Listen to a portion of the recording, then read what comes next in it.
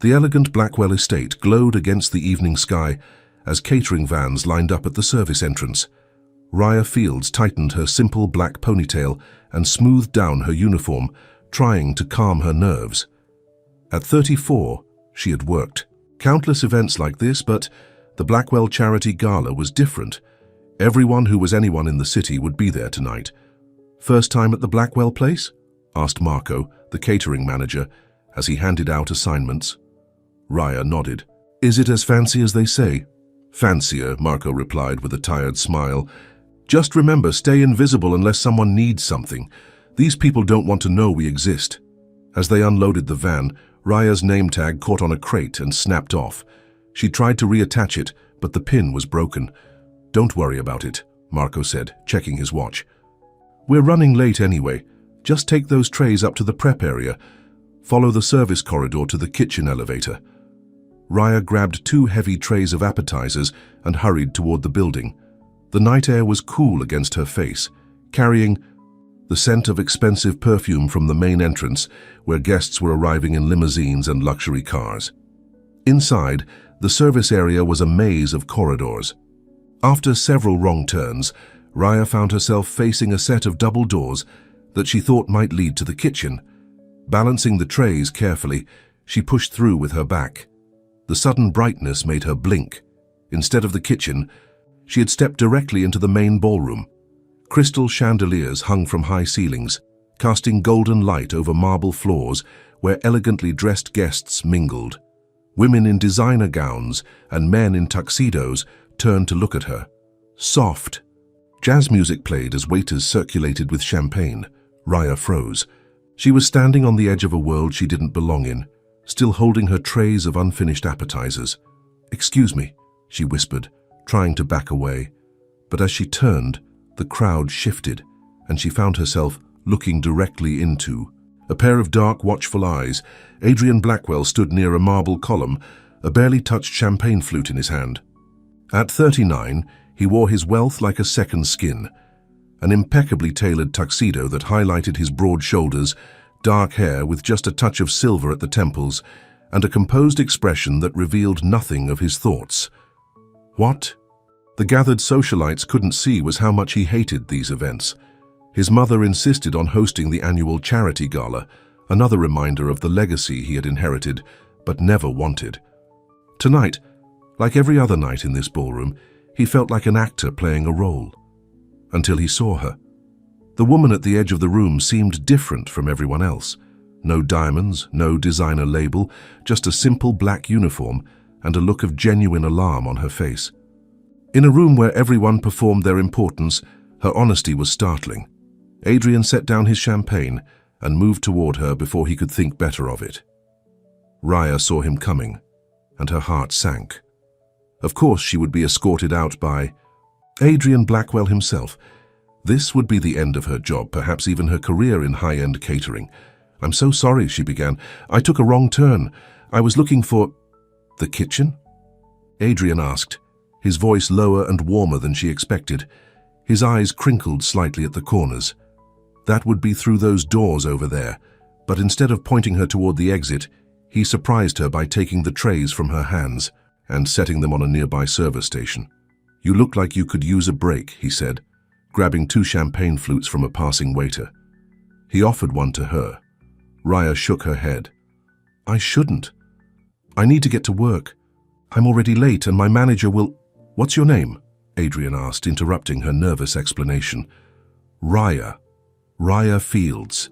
He smiled, and something in his expression softened. "Well, Raya Fields, I'm Adrian Blackwell, and as the host of this rather tedious event, I'm exercising my right to commandeer your services for a few minutes. But I'm not expected to drink on the job, I know." He set one flute down and kept the other for himself. "How about a tour instead? I could use an excuse to escape the social minefield for a while." Before she could protest further, Adrian A.Y. offered his arm. Against her better judgment, Raya found herself taking it. His sleeve felt expensive beneath her fingers, and she was suddenly conscious of her simple uniform, her practical shoes, and her missing name tag. "I really shouldn't be here," she said as he led her toward a quieter corner of the ballroom. That makes two of us, Adrian replied with unexpected candor. I've been feeling that way most of my life. The statement caught her off guard. How could Adrian Blackwell, with his perfect life and immense fortune, feel out of place in his own home? As if reading her thoughts, he guided her toward a set of French doors that led to a small balcony garden. The space was surprisingly intimate. Terracotta pots filled with herbs and small roses, a stone bench and twinkling lights strung overhead. The sounds of the gala faded as the doors closed behind them. Much better, Adrian said, loosening his bow tie slightly. Now I can hear myself think. Won't people notice you're missing? Raya asked, still standing stiffly near the door, ready to flee at any moment, eventually. But not before I've had at least 10 minutes of genuine conversation. He sat on the bench and gestured for her to join him. Please? Raya hesitated, but then sat down, keeping a respectful distance. I don't understand why you'd want to talk to me. Adrian looked at her thoughtfully. Because you're the only person here who isn't trying to get something from me. That's because I don't know what you have to give, she said, then immediately clamped her hand over her mouth. I'm sorry, that was rude. But Adrian laughed, a genuine laugh that transformed his face. No, that was honest. And refreshing. He took a sip of his champagne. So Raya Fields, when you're not accidentally crashing charity galas, what do? Something about his manner put her at ease. I work for Premier Catering.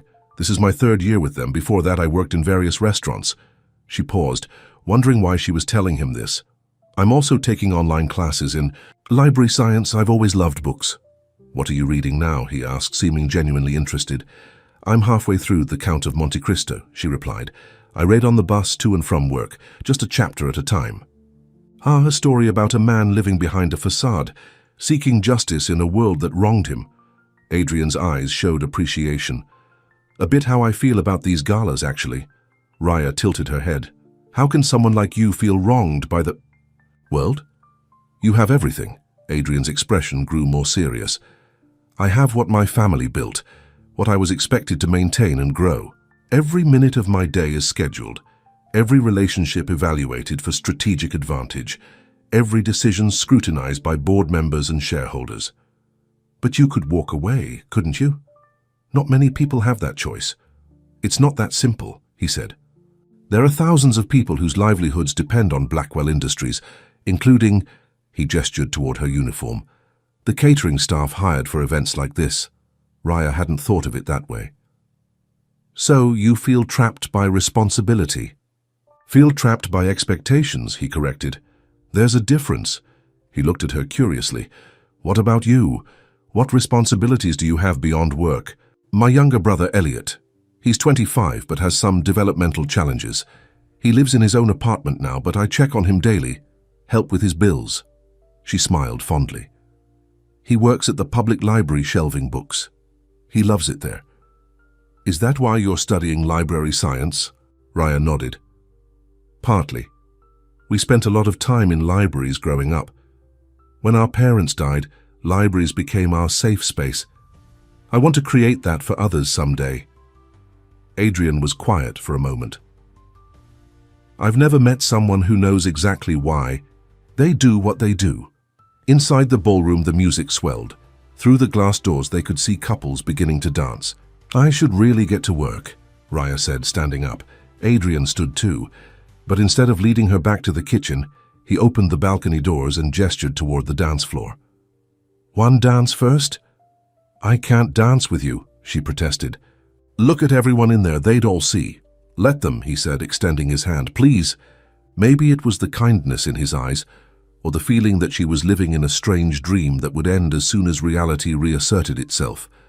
Whatever the reason, Raya found herself taking his hand and following him onto the dance floor. Conversations paused as they moved into the center of the room. She felt the weight of curious stares, heard the whispers starting. Everyone's looking, she whispered. Not at you, Adrian said. At me. They're wondering what I'm up to, what advantage I'm seeking, what statement I'm making. His hand was warm and steady on her back as he guided her through the steps. But the truth is, this is the first sincere thing I've done all evening. As they danced, Raya gradually relaxed. Adrian was a good dancer, making it easy to follow his lead. For a few magical minutes, she forgot that she didn't belong there. The spell was broken by a sharp voice cutting through the music. "Raya, what do you think you're doing?" Marco, the catering manager, stood at the edge of the dance floor, his face a mask of horror and disbelief. The music continued, but everyone nearby had turned to stare. Raya felt her face burning with embarrassment. "I'm sorry," she whispered to Adrian, pulling away. "I have to go." But before she could leave, a regal-looking older woman appeared beside Marco. Her silver hair was perfectly styled, and diamonds glittered at her throat and ears. Her expression was cold as she looked from Raya to Adrian. "Adrian, darling," she said in a voice that carried despite its softness, "I don't believe you've introduced your friend." "Mother," Adrian acknowledged, with a slight nod. "This is Raya Fields. Raya, my mother, Eleanor Blackwell." Eleanor's perfectly shaped eyebrows rose. "And how do you know my son, Miss Fields?" Before Raya could answer, Marco stepped forward. "Mrs. Blackwell, I deeply apologize for this situation. Raya is one of our catering staff. She should be working." "In the kitchen, not... He seemed unable to complete the thought. A murmur swept through the nearby guests. Raya felt the floor might open up beneath her. She took a step back. "I never belonged in this room," she said quietly to Adrian. "Thank you for being kind, but I should go." Adrian hesitated, looking from his mother's disapproving face to Raya's embarrassed one.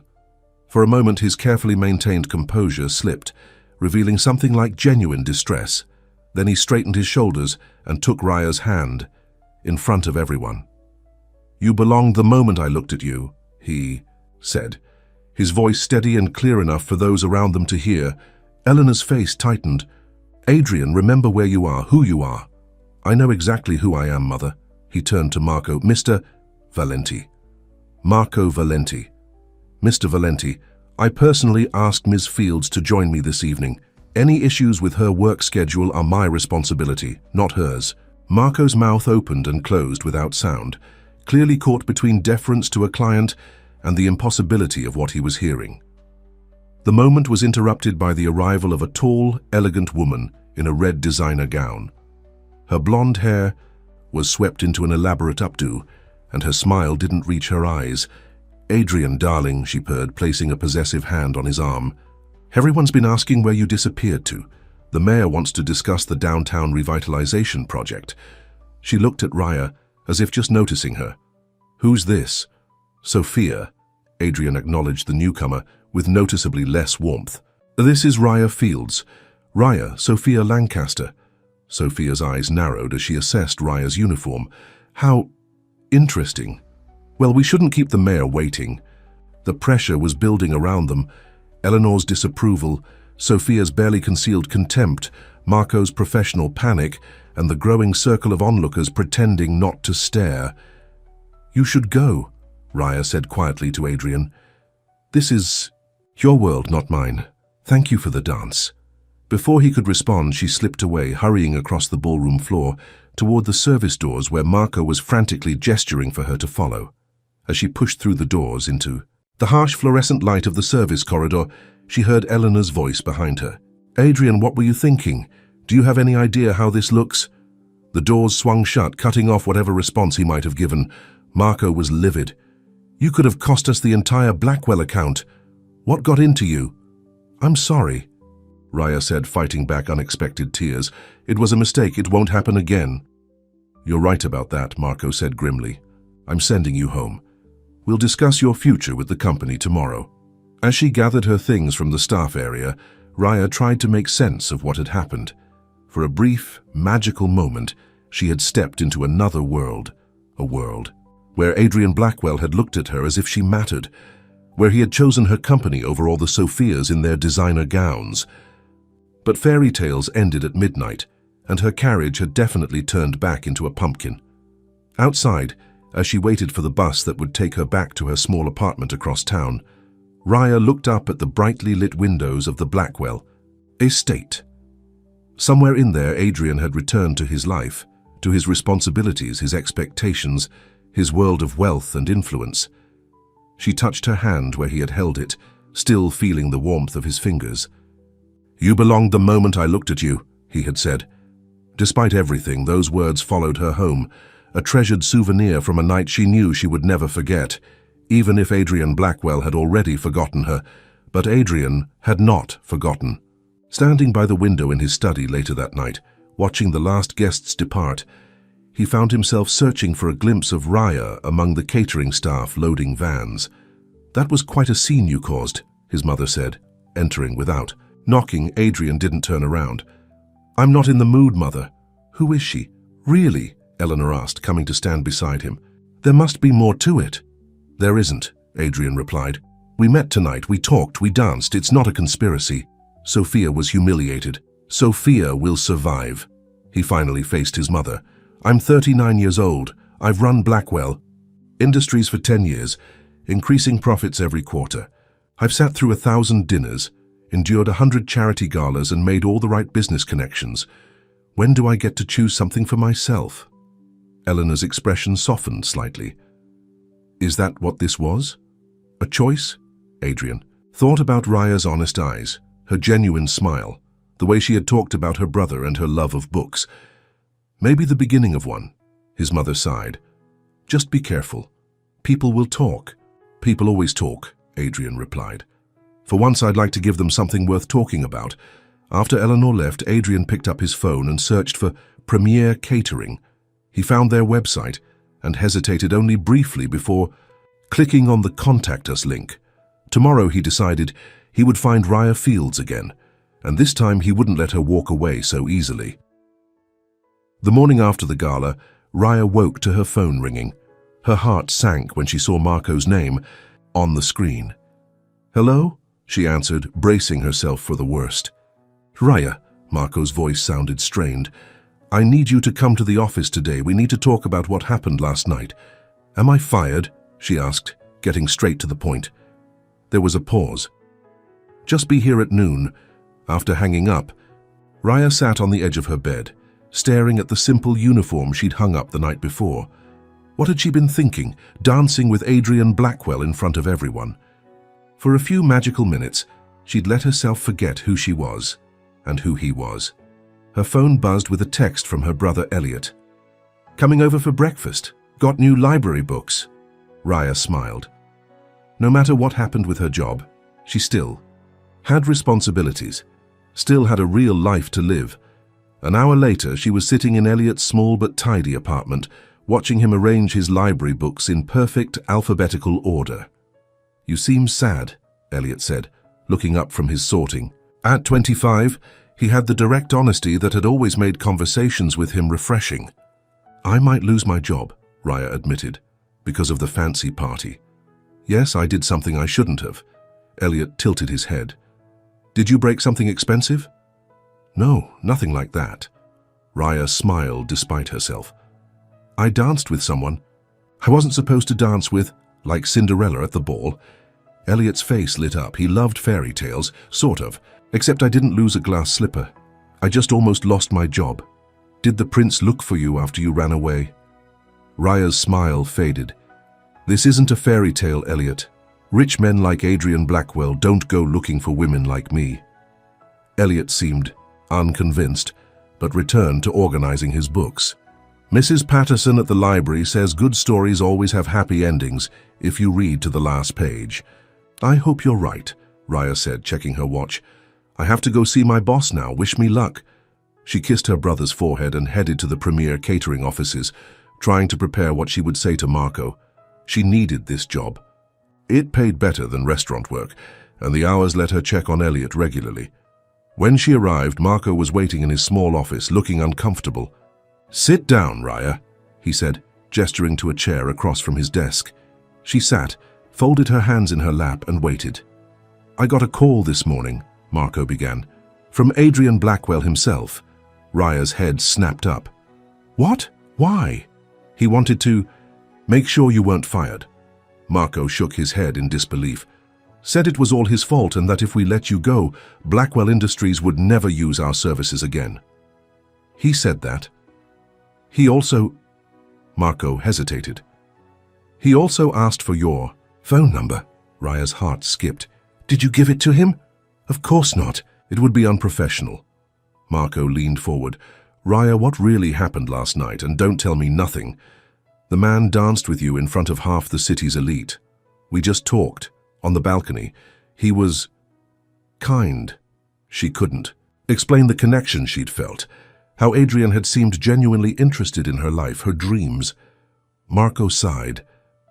Well, your job is safe, but I'm putting you on different assignments for a while, no more Blackwell events. I understand. And Raya, whatever you think might be happening with Adrian Blackwell, be careful. People like him live in a different world. As she left the office, Raya felt a mixture of relief and disappointment. Her job was safe, but she would never see Adrian again. It was probably for the best. Last night had been a rare, beautiful mistake. A story she could tell herself on. Long bus rides home after late shifts. When she arrived back at her apartment building, the elderly doorman called out to her. Ms. Fields, there's a package for you, been sitting here all morning. He handed her a long white box tied with a silver ribbon. There was no card, no indication who had sent it. In her apartment, Raya set the box on her kitchen table and stared at it for several minutes before working up the courage to open it. Inside, nestled in tissue paper, was a single black evening glove. Elegant, expensive, clearly custom-made. Beneath it was a note card with a handwritten message. You left something behind. Come dance with me again. This time, as the only guest, whoever mattered. Adrian. At the bottom was a phone number. Raya sat down, her legs suddenly weak. How had he found her address? What did this mean? Before she could decide what to do, her phone rang with an unfamiliar number. Her hands trembling, she answered. Hello? Raya. It's Adrian Blackwell. His voice was exactly as she remembered. Warm, confident, with that hint of vulnerability that had drawn her in. Did you receive my gift? The glove? Yes, but I don't. Understand. I didn't leave anything at the gala. It's a metaphor, Adrian said, and she could hear the smile in his voice. Like Cinderella's slipper, but less obvious. Despite herself, Raya laughed. So you're Prince Charming in this scenario? Hardly. But I am a man who can't stop thinking about the woman he danced with last night. There was a pause. Have dinner with me. Tonight. Adrian, Raya took a deep breath. This can't go anywhere. We're from completely different worlds. Then let's create a new one. Just for an evening. His words resonated with something deep inside her, a longing she'd kept buried beneath practicality and responsibility. One dinner, she found herself saying, but somewhere normal, not a place where I'd need that glove. I know just the spot. I'll pick you up at 7. After they hung up, Raya sat staring at the glove. Was she making another mistake? Probably, but something told her she'd regret it more if she didn't take this chance. At precisely 7 o'clock, a sleek black car pulled up outside her building.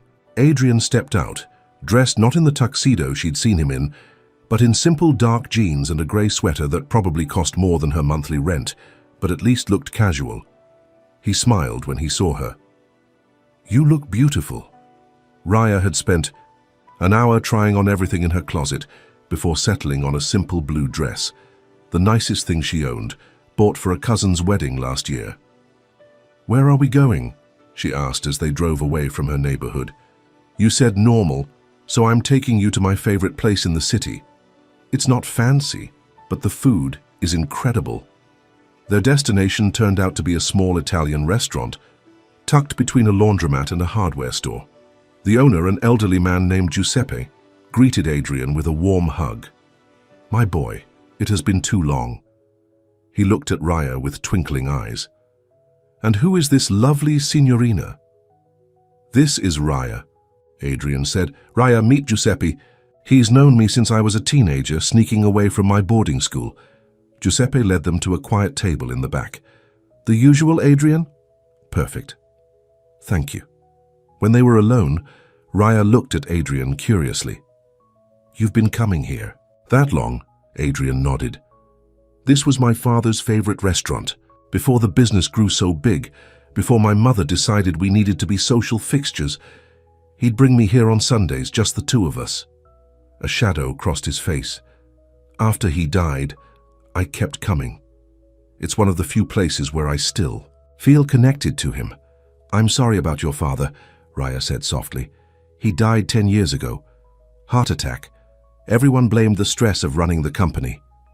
Adrian looked down at his water glass. My mother blamed me for not taking more responsibility sooner. That's not fair. Maybe not, but that's Eleanor Blackwell. He took a sip of water. Enough about my family drama. Tell me more about your brother. Throughout the meal, incredible homemade pasta and wine served in simple glasses, they talked. About Elliot and his love of libraries. About Raya's parents who had died in a car accident when she was 23, leaving her to raise her brother. About Adrian's pressure to find a suitable wife from the right social circle. Is that what Sophia is? Suitable, Raya asked, remembering the blonde woman from the Gala. Adrian grimaced. Sophia Lancaster is my mother's choice. Our families have known each other for generations. On paper, we're perfect together. And off paper, she's ambitious, calculating, and has the emotional depth of a credit card statement. He smiled ruefully. That sounds harsh. She's not a bad person. She just wants what she's been raised to want. Status, security, a prestigious marriage. And what do you want? Raya asked quietly. Adrian looked at her for a long moment. I'm still figuring that out. But last night dancing with you, I felt more alive than I have in years. Giuseppe brought dessert, tiramisu and espresso, and refused to let Adrian pay. For your father's son and his beautiful date, it is my pleasure, he insisted. Outside, the night air was cool and clear. Adrian took Raya's hand as they walked back to his car. There's somewhere else I'd like to show you, he said. If you're willing. He drove them to a small park overlooking the city. The area was deserted except for an old-fashioned ice cream cart, where Adrian bought them both cones despite the cool evening. I used to come here to think, he explained as they sat on a bench. When the pressure got too much, when I needed to remember there's a whole city out there beyond board meetings and charity galas. It's beautiful, Raya said, looking at the lights spread out below them. Tomorrow morning my face will be in the society pages, Adrian said suddenly. There will be speculation about who you are, why I danced with you. My mother has probably already called her crisis management team. I'm sorry for causing trouble. Don't. Be for once I've given them something real to talk about. He turned to face her. Raya, I know this is fast and probably crazy, but I want to see you again. Properly, not hiding in parks or backroom restaurants. What does that mean? She asked, her heart racing. It means I want to take you to dinner at places where I don't have to pretend I'm someone else. I want to bring you to events as my guest, not someone sneaking in through service entrances. I want... His phone rang, interrupting whatever he was about to say. Adrian checked the screen and frowned. I have to take this. It's my assistant. He stood and walked a few steps away. Raya watched him, trying to make sense of her feelings. This man lived in mansions, ran a massive company, moved in social circles she'd only glimpsed through service doors. What could he possibly see in her? Adrian returned, his expression troubled. I'm sorry, but I need to go. There's an emergency at the office. Some issue with our overseas operations. Of course, Raya said, standing quickly. You should go. I'll drive you home first. No need, I can take the bus. The stop is just down the hill. Adrian shook his head. I'm not letting you take the bus at this hour. The drive back to her apartment was quiet. Adrian seemed distracted, checking his phone at red lights. When they arrived, he walked her to the building entrance. I'm sorry about tonight, he said, but I meant what I said. I want to see you again. Even after your mother and Sophia and everyone else tells you. What a mistake you're making, Raya asked. Adrian stepped closer. Especially then. Before she could respond, he leaned down and kissed her, gently at first, then with growing intensity when she didn't pull away. His hands cradled her face as if she were something precious. When they finally broke apart, Raya was breathless. I'll call you tomorrow, Adrian promised. She watched his car drive away, touching her lips where his had been.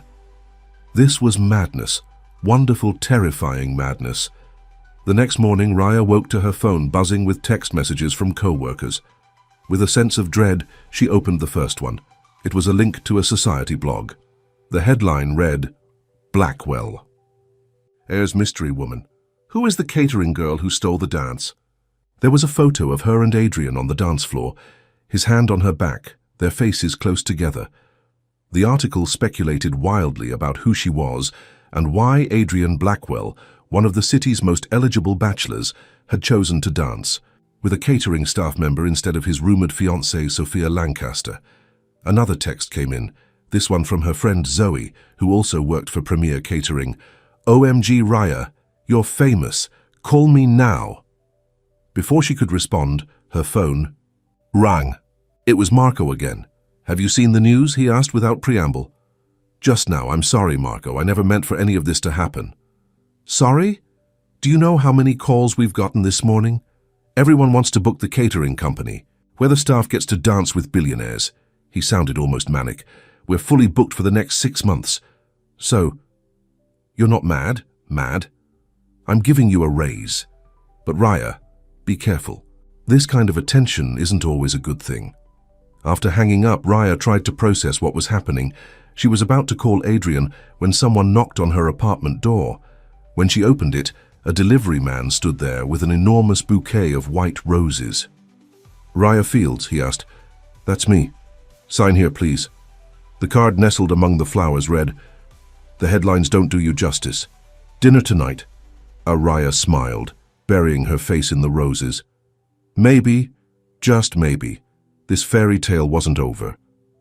Yet but across town, in the penthouse suite of the Blackwell building, Adrian was facing the full force of his mother's displeasure.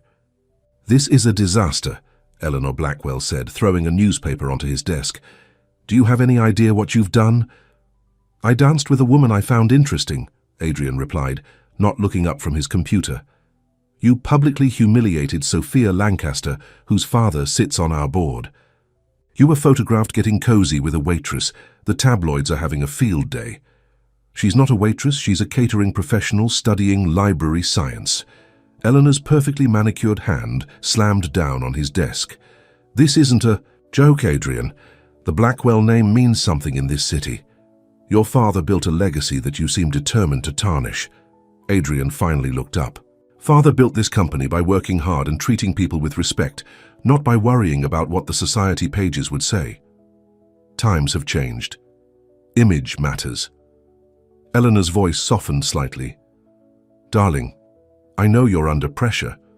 If you need companionship, there are discreet ways to arrange these things, but publicly? With someone from that background?" Adrian stood, his patience gone.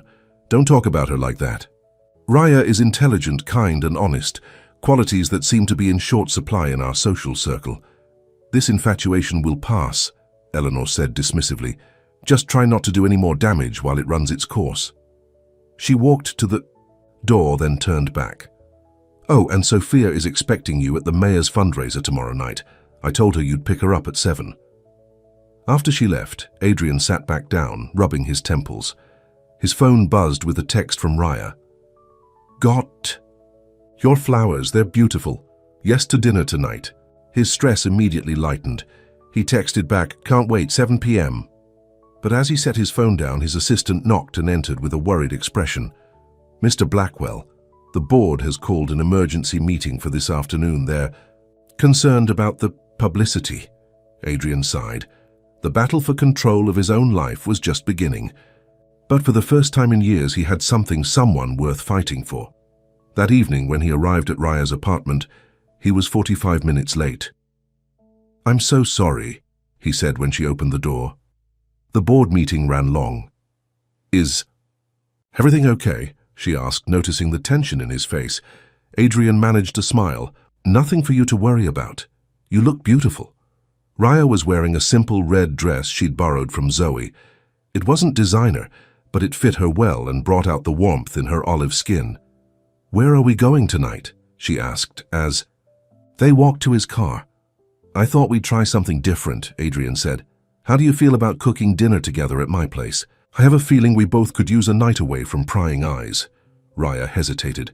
"Your place as in the Blackwell estate?" "No, my mother lives there. I have my own apartment downtown." He opened the car door for her. It's just a place to sleep most nights, but it has a decent kitchen that never gets used. Adrian's apartment turned out to be a stunning penthouse with floor-to-ceiling windows overlooking the city. It was beautifully designed but felt impersonal, like a high-end hotel suite. "It doesn't look lived in," Raya observed, as Adrian showed her around. "It isn't really," he admitted. "I'm usually at the office or at functions or traveling." He led her to the kitchen, where ingredients were already laid out. "I had my assistant stock the fridge. I hope Italian is okay." Together, they made pasta from scratch, a messy, laughter-filled process that left flour on Raya's cheek and tomato sauce on Adrian's expensive shirt. They ate at the kitchen island, drinking wine and talking as if they'd known each other for years instead of days. "Tell me about the board meeting," Raya said as they cleared the dishes. "Was it about us?" Adrian hesitated. "Partly. Some board members are concerned about my recent behavior." "You mean me?" "The old guard is set in their ways. They think a Blackwell should only be seen with certain types of people, attend certain functions, marry into certain families." He took her hand. "I don't care what they think."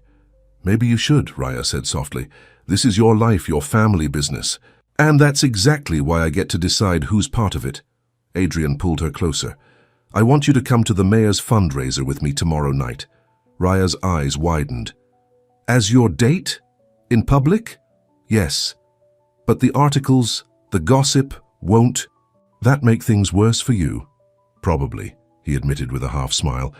"But I'm tired of living my life according to everyone else's expectations." He brushed a strand of hair from her face. "Say yes." Looking into his eyes, Raya knew she should be practical, should protect herself from the storm that would surely come. But when Adrian looked at her like that, "Yes," she said. "But I have nothing to wear to a mayor's fundraiser."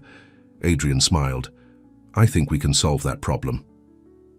The next afternoon, Raya found herself in an exclusive boutique where the sales staff treated her like royalty.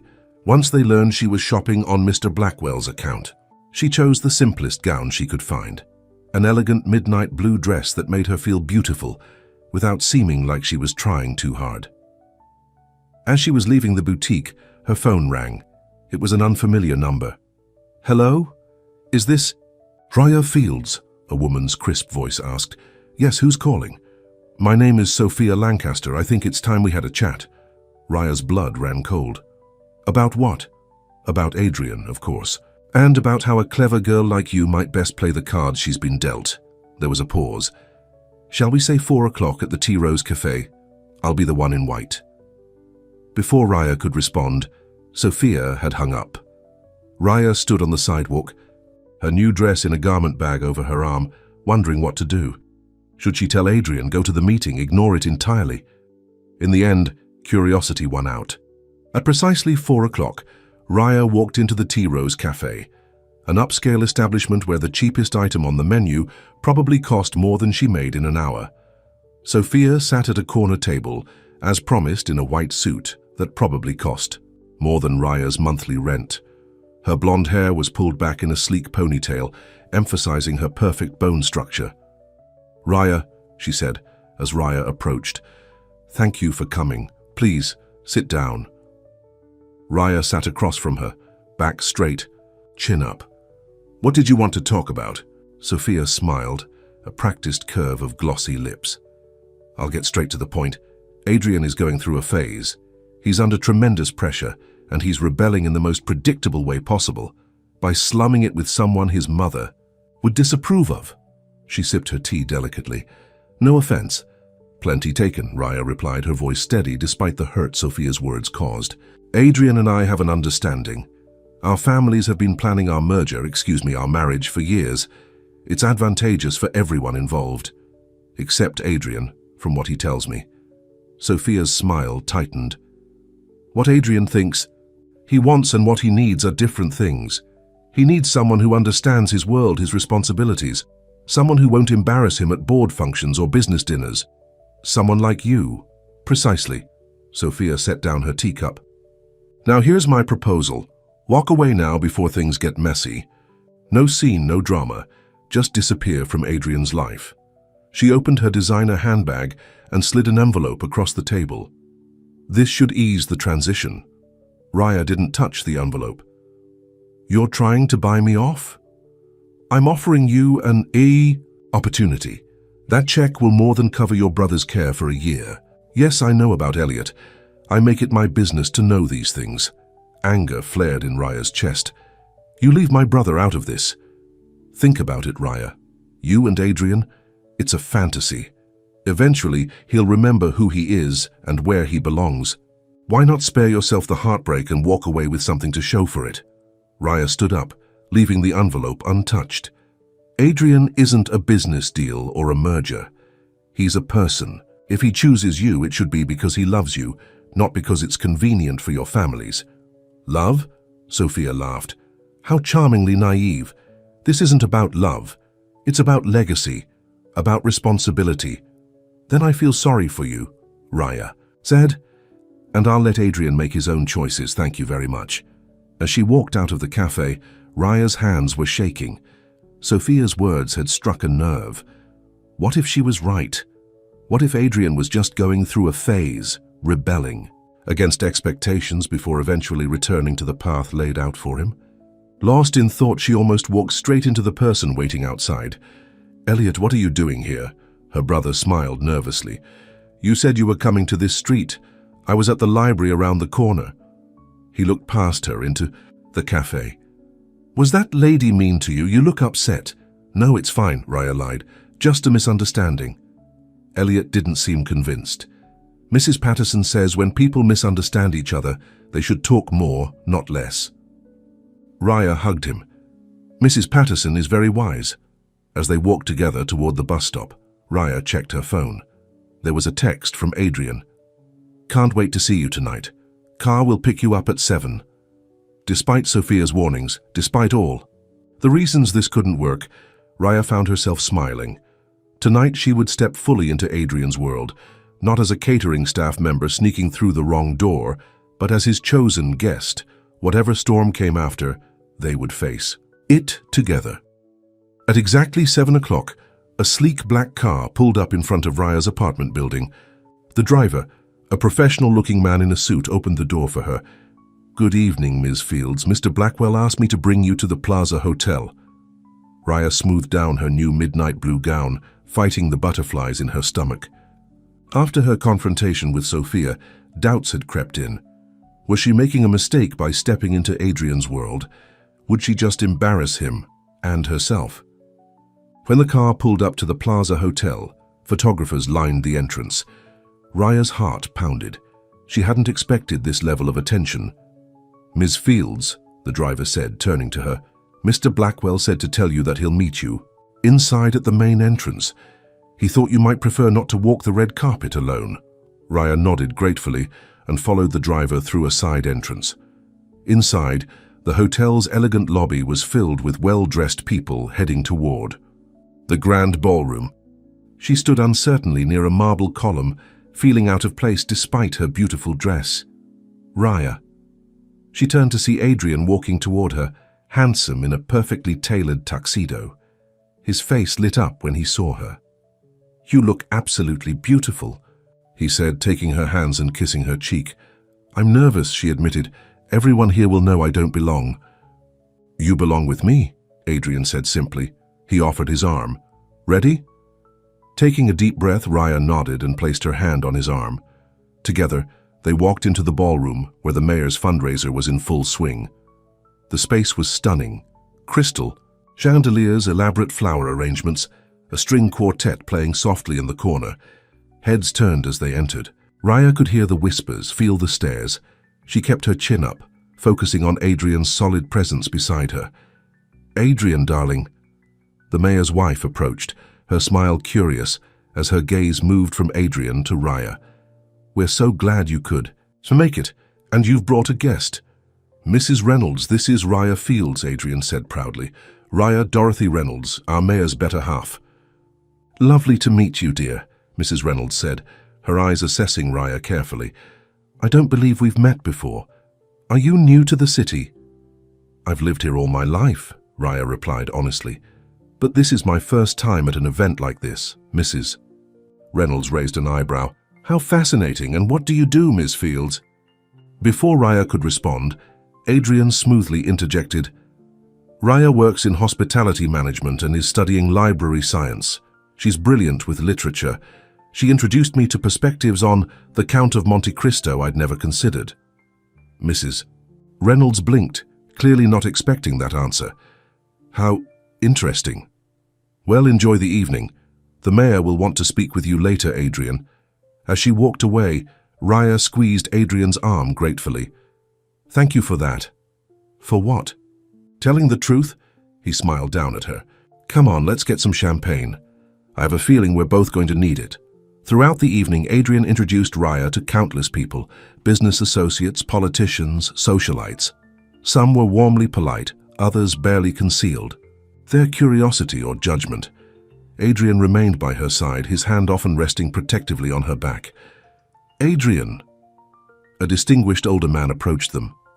Just the man I wanted to see. That proposal for the waterfront development. Brilliant work. Thank you, Senator Wilson. Adrian turned to Raya. Raya, this is Senator James Wilson. Senator, this is Raya Fields. The senator shook her hand. Pleasure to meet you, young lady. I've been reading about you in the papers. His eyes twinkled. Anyone who can get this workaholic to actually attend social functions instead of sneaking out early has my admiration. Raya laughed, relaxing slightly. He did try to escape from the charity gala where we met. Caught in the act, were you? The senator chuckled. Good for you, my dear. He turned back to Adrian. Now, about that development project. As they fell into business discussion, Raya excused herself to find the ladies' room. As she made her way across the ballroom, she felt a chill. Eleanor Blackwell was standing with a group of elegantly dressed women, watching her with narrow eyes. In the bathroom, Raya took a moment to steady herself. When she emerged from the stall, Eleanor was there, applying lipstick in the mirror. Ms. Fields, Eleanor said, their eyes meeting in the reflection. I was hoping for a moment alone with you. Raya straightened her shoulders. Mrs. Blackwell, you've caused quite a stir in our social circle. Eleanor's voice was cool, but not overtly hostile. My son seems quite taken with you. I care about Adrian very much, Raya said honestly. I'm sure you do. Eleanor turned to face her directly. He's a charming, handsome billionaire. What's not to care about? Raya felt her cheeks flush. That's not fair. I didn't know who he was when we met. Perhaps not, Eleanor studied her. But you know now, and you must realize this. Dalliance can't last. Adrian has responsibilities, expectations, a future planned since childhood. With Sophia Lancaster, Raya said quietly. Yes. The Lancasters and the Blackwells have been allies for generations. Their merger with our shipping division saved both companies during the recession. And now you want a merger of families to seal the deal? Eleanor's eyebrows rose slightly. You're smarter than you look. Yes, that's exactly what I want, what both families want, what the board wants, but what does Adrian want? Adrian doesn't always know what's best for him. Eleanor checked her appearance one last time. He's going through a rebellious phase, testing boundaries. I'm not a phase, Raya said firmly. We'll see. Eleanor headed for the door, then paused. You seem like a nice girl, Miss Fields, I'll give you that. But this world, Adrian's world, will chew you up and spit you out. For your own sake, walk away while you still can. After she left, Raya stood for a long moment, gathering her composure. When she returned to the ballroom, she spotted Adrian, looking for her, concern on his face. There you are, he said with relief. I was getting worried. I ran into your mother, Raya admitted. Adrian's expression darkened. What did she say to you? Nothing I didn't expect. Raya managed a smile. It's okay. I'm okay. Before Adrian could respond, there was a commotion at the entrance. Sophia Lancaster had arrived, stunning in a red gown that seemed designed to draw every eye in the room. She swept in like a queen, greeting people confidently, before her gaze locked on Adrian and Raya. With determined grace, she walked directly toward them. Adrian, she said, her voice carrying just enough to attract attention from nearby guests. I waited for you this evening. Imagine my surprise when your mother called to say you'd decided to bring alternate company. Adrian's jaw tightened. Sophia, I never agreed to attend with you. A misunderstanding, then. Her smile was brittle as she turned to Raya. We meet again. That's a lovely dress. Last season's design, if I'm not mistaken, but it suits you. Raya felt the sting but kept her expression neutral. Thank you. Your dress is beautiful too. Sophia turned back to Adrian. The mayor is asking. For you? Something about the speech you're supposed to give? Adrian looked torn. Raya, I need to go, she said. I'll be fine. After he reluctantly walked away, Sophia's pleasant mask slipped. I see you didn't take my offer. No, Raya replied simply. Pity. That was the easy way out. Sophia sipped her champagne. You know, I've known Adrian since we were children. We attended the same private schools, the same summer camps, the same universities. I know everything about him, his favorite foods, his childhood fears, his family history. And yet you don't seem to know what he wants, Raya observed. Sophia's eyes flashed. What he wants and what's best for him are different things. Adrian carries the Blackwell legacy. Do you have any idea what that means? The responsibility, the expectations. You sound just like his mother. I'll take that as a compliment. Sophia leaned closer. You think this is a fairy tale, the billionaire and the serving girl. Wake up, Raya. This isn't a movie. In real life, people marry within their class. They honor family commitments. Maybe that's why Adrian wants something different, Raya suggested quietly. Maybe he's tired of having his life planned out for him. Sophia laughed. You're a novelty, a brief distraction. When the novelty wears off, he'll come back to where he belongs. She glanced toward the stage where Adrian was talking with the mayor. Enjoy it while it lasts. She walked away, leaving Raya feeling shaken but determined not to show it. She made her way to a quiet corner, needing a moment alone. From her position, she could see Adrian on stage now, delivering what appeared to be an impromptu speech. He spoke confidently about the mayor's initiatives, about the importance of community investment. The crowd was captivated. This was his world, Raya realized. He belonged here, among the powerful, the influential, the wealthy. Could she ever truly fit into this life? Or was Sophia right? Adrian found her shortly after his speech, his face lighting up when he saw her. There you are, he said. I'm sorry about that. The mayor sprung the speech on me at the last minute. You were amazing, Raya said honestly. Everyone was hanging on your every word. Years of practice, he said dismissively. Are you okay? You look troubled. Just thinking. Raya hesitated. Adrian, what are we doing, really? His brow furrowed. What do you mean? This. She gestured around them. Us. Tonight, I've met senators and business leaders and socialites who've known you your entire life. I've been interrogated by your mother and insulted by your whatever Sophia is to you, and I can't help wondering if they're right. Right about what? That I don't belong here. That this can't last. Adrian took her hands in his. Raya, listen to me. These people, this world, it's all smoke and mirrors. Most of these friendships are strategic alliances. Most of these conversations are negotiations. Nothing is genuine. His eyes held hers intently. Except how I feel about you. And how is that? Raya asked softly. Before Adrian could answer, his phone rang. He checked it and frowned. It's my assistant. I need to take this. It's about the Tokyo deal. Go ahead, Raya said. As Adrian stepped away to take the call, Raya watched the glittering crowd. Everyone seemed to know everyone else, to belong to this exclusive club that she had somehow crashed.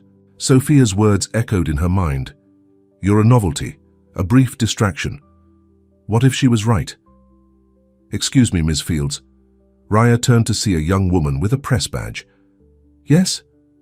Jessica Lane, City Society magazine. Could I ask you a few questions about your relationship with Adrian Blackwell?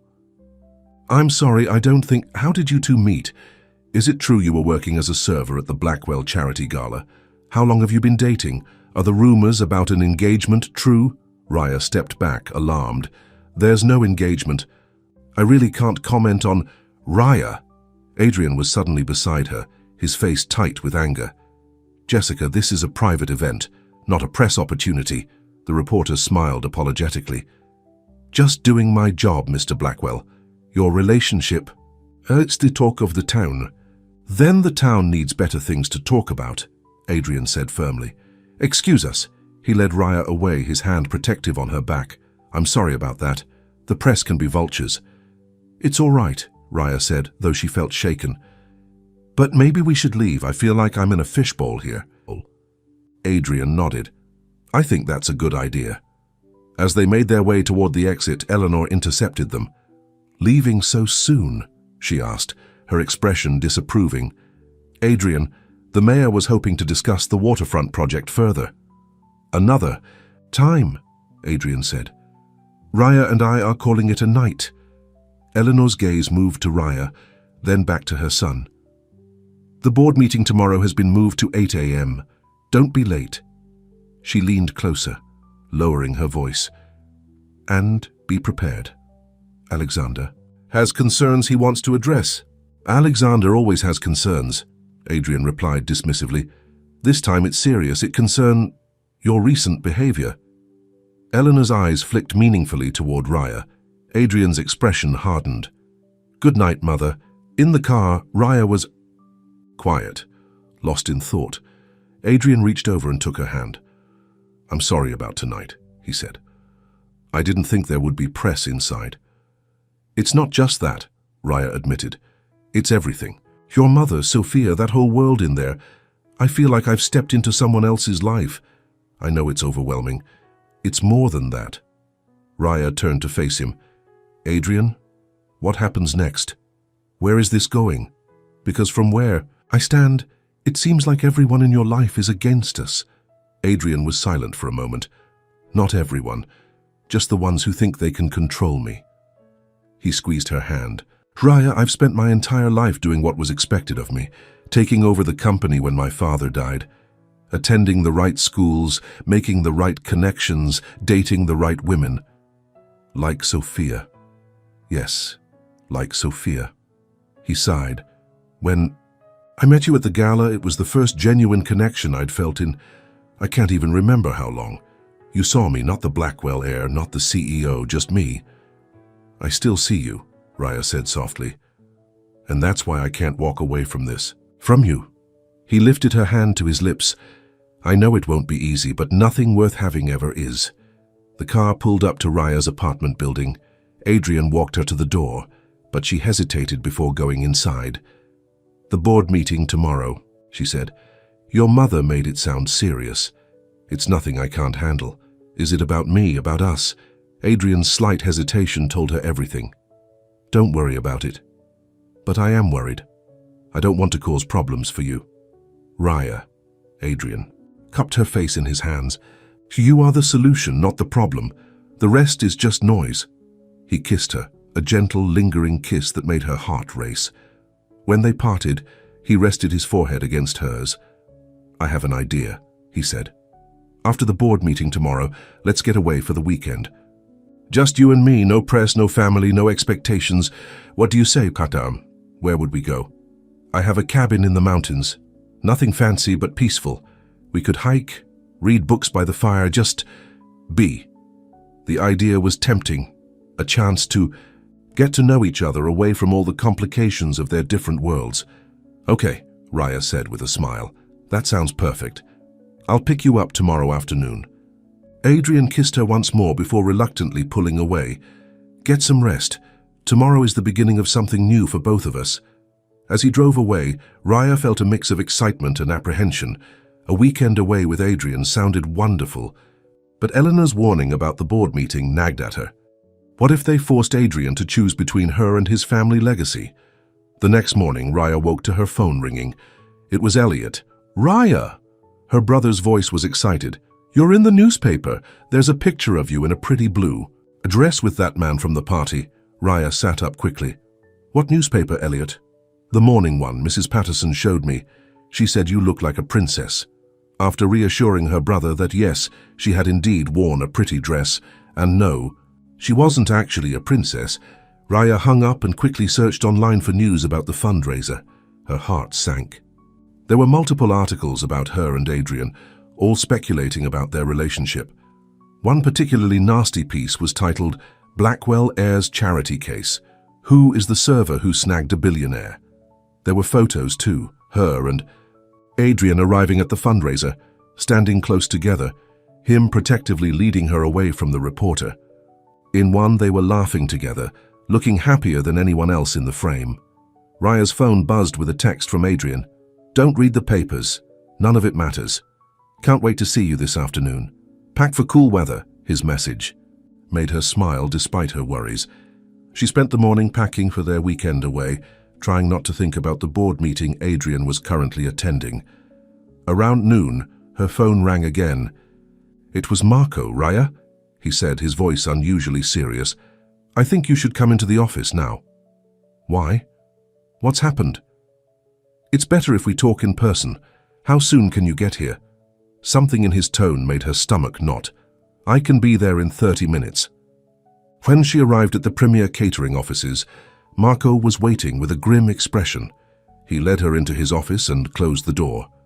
"We received a call this morning," he said without preamble. "From Blackwell Industries." Raya's heart raced. "From Adrian?" "No. From their legal department." Marco pushed a letter across his desk.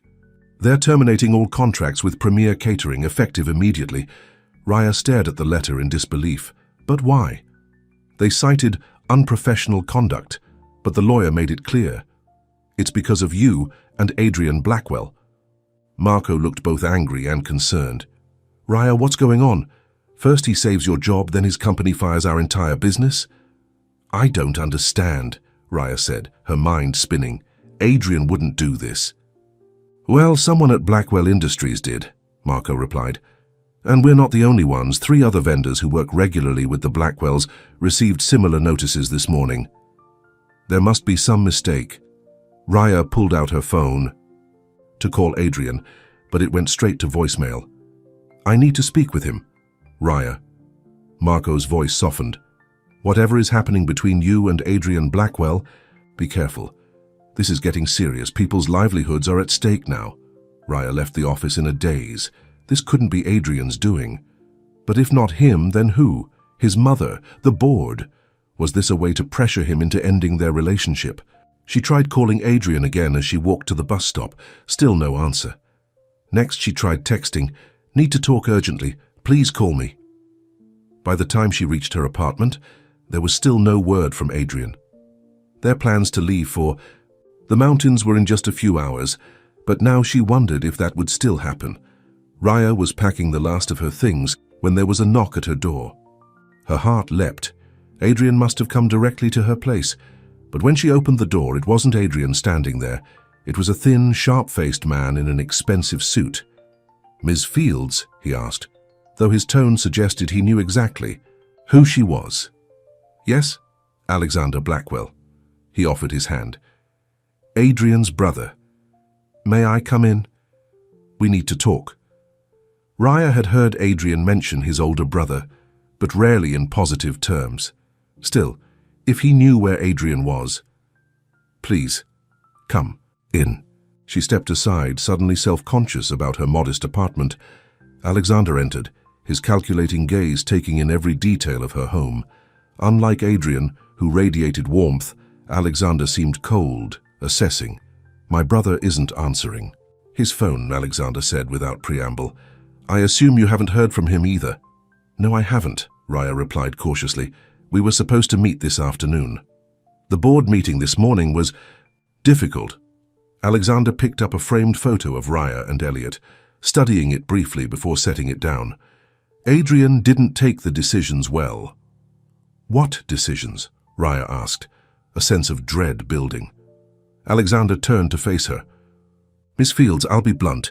The board has concerns about Adrian's recent behavior, his judgment, his priorities. You mean me? Among other things." Alexander straightened his already perfect tie.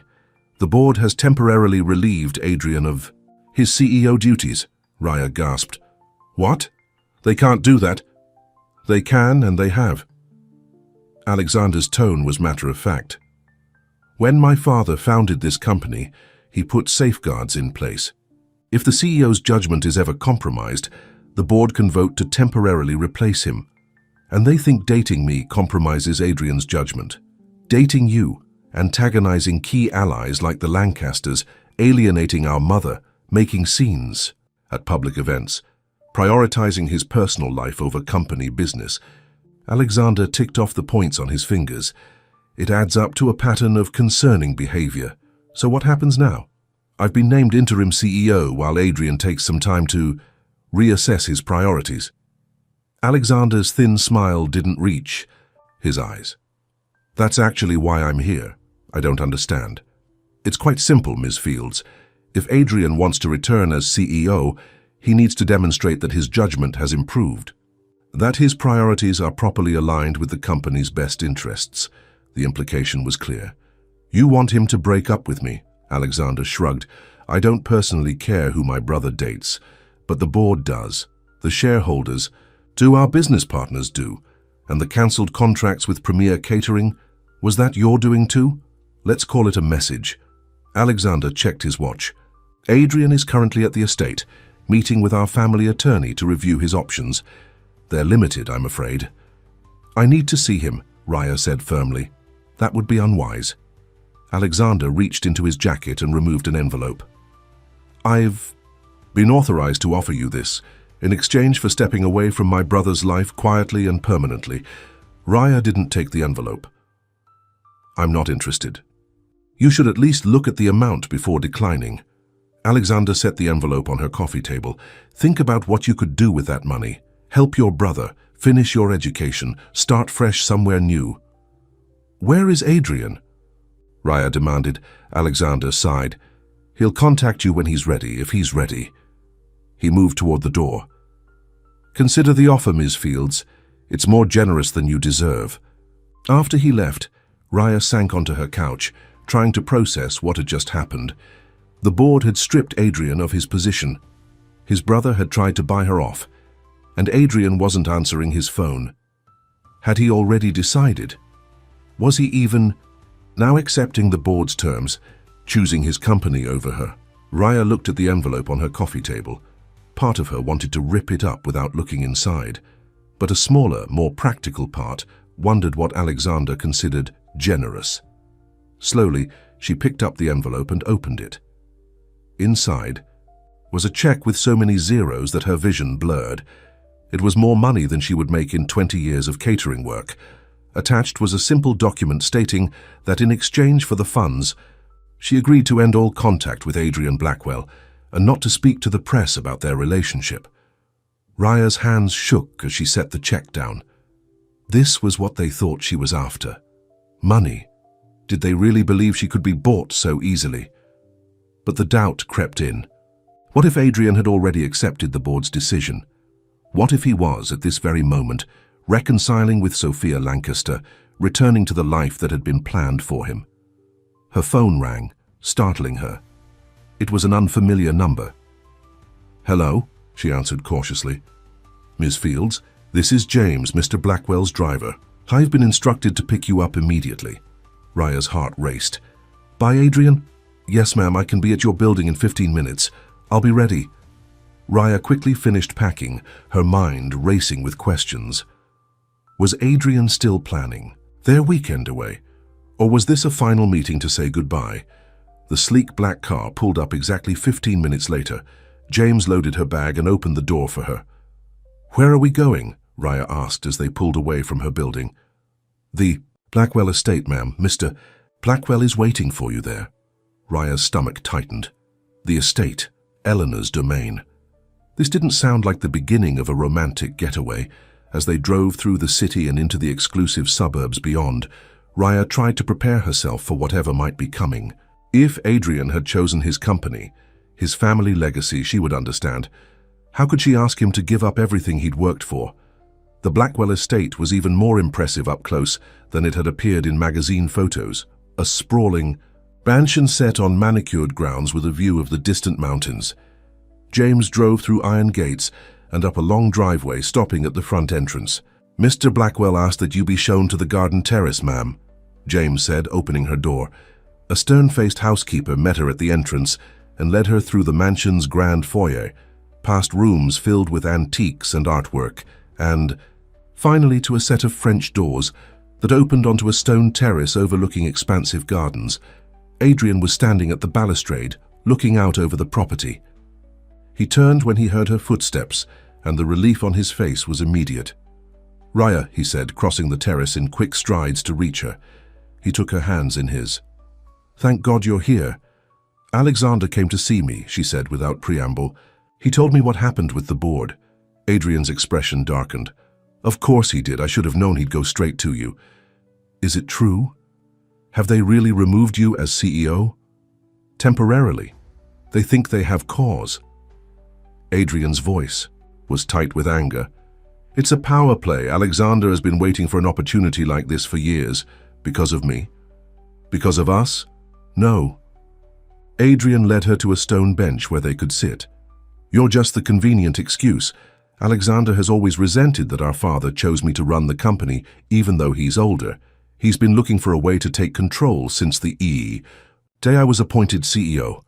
He tried to pay me to leave you," Raya said quietly. Adrian's face flushed with anger. "He did what?" "He came to my apartment, left a check." She hesitated. "He also said that Blackwell Industries cancelled its contracts with Premier Catering and other vendors." "I had nothing to do with that," Adrian said firmly. "That would have been Alexander's first move after the board vote. He's sending a message showing how quickly he can undo my relationships, my decisions." "What are you going to do?" Adrian took a deep breath. "Fight. I'm meeting with lawyers tomorrow to challenge the board's decision. I have allies too. Board members who stayed loyal, business partners who prefer dealing with me, shareholders who know the company does better under my leadership." "And us?" Raya asked, almost afraid to hear the answer. "What about us?" Adrian's expression softened as he took her hands in his. "That's something I wanted to ask you about." He reached into his pocket and pulled out a small velvet box. "This isn't how I planned to do this. I was going to wait until we were at the cabin, with the mountains around us and the stars above." Raya's breath caught as he opened the box, revealing a stunning diamond ring. "I know it's fast," Adrian said, his voice gentle. "Too fast, probably, but I've never been more certain of anything in my life." He looked into her eyes. "Raya Fields, will you marry me?" Raya stared at the ring, at Adrian's hopeful face, unable to process what was happening. "Adrian, your family, the company, don't matter. Not like this. Not like you." He took her hand. "I love you, Raya. I think I started falling for you the moment you walked into that ballroom, looking so beautifully out of place. You showed me what I'd been missing. Honesty, genuine connection, someone who sees me for who I am, not what I can offer." Tears filled Raya's eyes. "I love you too, but this is so much to give up. Your family legacy is just that, a legacy, not a life sentence." Adrian squeezed her hand. "I can build something new, something ours. Your mother will never accept this," Raya said, thinking of Eleanor's cold disapproval.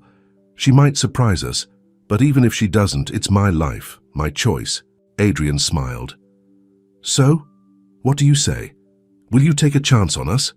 Before Raya could answer, the French doors flew open. Eleanor Blackwell stood there, her face a mask of fury. "What is going on here?" she demanded, her gaze moving from Adrian to Raya to the ring box between them. "Adrian Thomas Blackwell, have you lost your mind completely?" "Mother," Adrian said, standing but keeping hold of Raya's hand, "you're interrupting a private moment." "Private? In my home?" Eleanor's voice was ice. "Alexander told me you were meeting with the lawyers today, not this." She gestured dismissively toward Raya. "My meeting ended early, and yes, I invited Raya here because we have plans for the weekend." "Plans?" Eleanor's laugh was brittle. "While your position hangs by a thread, while Alexander dismantles everything you've built?" She turned her cold gaze on Raya. "Did he tell you what's at stake? The company your father gave his life for could slip from your hands. And you're here proposing to a woman you barely know. Adrian's jaw tightened. I know everything I need to know about Raya. And does she know everything about you? Eleanor asked. About the arrangements already in place? About what a merger with the Lancasters would mean for the future of Blackwell Industries? Mother, enough. Adrian's voice was steel, but Eleanor was relentless. Tell her, Adrian, tell her about the contract you signed 3 years ago. The one that guarantees Lancaster Shipping exclusive rights to Blackwell cargo if, and only if, you and Sophia marry. Raya felt as if the ground was shifting beneath her. She looked at Adrian. Is that true? His hesitation told her everything. It's a business arrangement, he finally said, one I never intended to follow through on. How your father negotiated that deal on his deathbed, Eleanor reminded him. It was his final wish for the company's security. And you and the Lancasters have used it to manipulate me ever since, Adrian shot back. He turned to Raya, his eyes pleading. It's just a piece of paper. It doesn't control my life. But it does control the company, Eleanor said. If you break that contract by marrying someone else, Lancaster Shipping will pull their business. Hundreds of jobs lost. Millions in revenue gone overnight. Raya felt sick. This was so much bigger than just Adrian and his position. This affected countless lives, countless families. I should go, she said quietly, standing up. Raya, wait. Adrian grabbed her hand. Don't listen to her. We can figure this out. How? Raya asked, tears threatening. By destroying your family's company? By putting people out of work? I can't let you do that, not for me. Eleanor watched them with calculating eyes. Perhaps there's a solution that could satisfy everyone. Adrian turned to his mother warily. What are you suggesting? A test period, Eleanor said. 6 months. You return to your duties as CEO. Demonstrate your commitment to the company. Ms. Fields cannot wait. If after 6 months you still feel this way, we can revisit the Lancaster contract, see if there are alternatives. And in the meantime, Adrian asked, Raya and I just pretend we don't know each other. Not at all. You can continue your friendship. Discreetly. Eleanor's smile didn't reach her eyes. It's not an unreasonable request, given what's at stake. Adrian looked at his mother with disbelief. Discreetly? You want us to hide? To sneak around like we have something to be ashamed of? I want you to be practical, Eleanor replied coolly. 6 months is nothing. In the grand scheme of things, if your feelings are genuine, they'll survive. Raya stood silent, her mind racing. This was all too much, the proposal, the revelation about the Lancaster contract, the jobs at stake. She looked at Adrian, saw the conflict in his eyes. I need some air, she said quietly, turning toward the garden steps. Raya, please. Adrian started after her, but Eleanor caught his arm. Let her think, Adrian. This affects her too. For once, Eleanor was right. Raya needed space to process everything. She walked down the stone steps into the beautifully manicured garden, following a path between geometric flower beds and carefully pruned shrubs. Her thoughts were astorm. Adrian had proposed, had chosen her over everything. But at what cost? Hundreds of jobs? His family's legacy? Could she live with being the reason for all that loss? And yet, Eleanor's solution felt like a trap. 6 months of secrecy, of waiting, while Adrian was pulled back into his world of obligations and expectations. How long before Sophia or someone like her convinced him that his proposal had been a mistake? Lost in thought, Raya nearly collided with someone coming around a tall hedge. Oh, I'm sorry, I didn't see... She stopped short when she realized who it was. Alexander. Adrian's brother raised an eyebrow. Ms. Fields, I see you found your way to the estate after all. His gaze was calculating. Did you accept my offer? Or my brother's? Neither, Raya replied, lifting her chin. I haven't made any decisions yet. Wise, Alexander said with a thin smile, though I suspect my mother is working on a compromise as we speak. She always does. Why do you hate your brother so much? Raya asked bluntly. The question seemed to surprise him. Hate? I don't hate Adrian, I respect him. You took his company from him. Temporarily, Alexander corrected, and for his own good. Adrian is brilliant at what he does, but he's reckless with the personal side of his life. Always has been. Because he doesn't follow your mother's plans. Alexander studied her curiously. You really don't understand any of this, do you? The Blackwell name carries weight, responsibility. Our decisions affect thousands of lives, millions of dollars. We don't have the luxury of following our hearts. It's on a whim. It's not a whim, Raya said quietly. Perhaps not, but it is a complication our company doesn't need right now. Alexander glanced toward the house. I should join Mother and Adrian. I imagine the negotiations are getting interesting. As he walked away, Raya sat on a stone bench, feeling overwhelmed. Her phone buzzed with a text from Elliot. Are you still going to the mountains? Can I come visit you when you get back? The simple message, so removed from the drama unfolding around her, brought tears to her eyes. No matter what happened with Adrian, she had her own life, her own responsibilities. Elliot needed her. Her job, though currently in jeopardy, was important. Did she love Adrian? Yes. The realization settled in her heart, undeniable, but love wasn't always enough, not when so much was at stake. Raya stood and walked back toward the terrace. She could hear raised voices, Adrian and Alexander now locked in an argument while Eleanor tried to mediate. You had no right, Adrian was saying. Those vendors have worked with us for years. They were overcharging, Alexander replied coolly. I simply found more competitive options. This is my company. Adrian's voice was steel. Not anymore. Not for now. Alexander's tone was smug. The board made its decision, brother. Accept it gracefully. Raya hesitated at the bottom of the steps, not wanting to intrude on the family conflict. But Adrian spotted her and immediately broke away from the argument. Raya, he said, hurrying down to meet her, I'm sorry about all of this. She looked up at him, seeing the strain on his face, the worry in his eyes. Adrian, I can't be the reason your family falls apart. You're not, he insisted. This has been building for years. My brother, my mother, they've always wanted to control every aspect of my life. If it wasn't you, they'd find another reason. Eleanor and Alexander watched from the terrace, not even pretending not to listen. I think your mother's right about one thing, Raya said quietly. We need time. Adrian's face fell. You're not saying yes to the proposal. I'm not saying no either, Raya clarified. But this is too fast, too complicated. You need to sort things out with your company, with your family. And us? What happens to us while I'm sorting things out? Raya took his hands in hers. We take a step back. Not 6 months of sneaking around like your mother suggested, but maybe a few weeks apart. Time for both of us to think clearly. I don't need time to know how I feel about you, Adrian said stubbornly. But I do, Raya admitted. This is all happening so fast, Adrian. 3 weeks ago, I didn't even know you existed. Now I'm in the middle of a family business crisis, with paparazzi taking my picture and your brother offering me money to disappear. She squeezed his hands. I need to catch my breath. Adrian looked at her for a long moment, then nodded slowly. Okay. Time.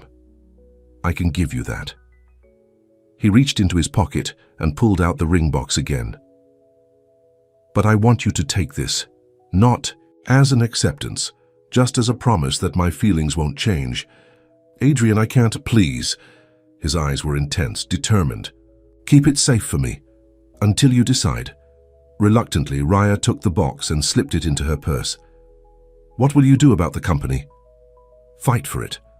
On my terms. Adrian cast a defiant look toward his brother and mother. I won't let them. Use you as leverage.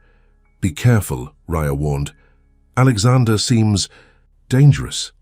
He always has been. Adrian brushed a strand of hair from her face tenderly. Let me drive you home. Eleanor stepped forward. I think it would be better if James took Ms. Fields. I'm driving her, Adrian said firmly, leaving no room for argument. To Raya, he added more softly, one last drive before our break.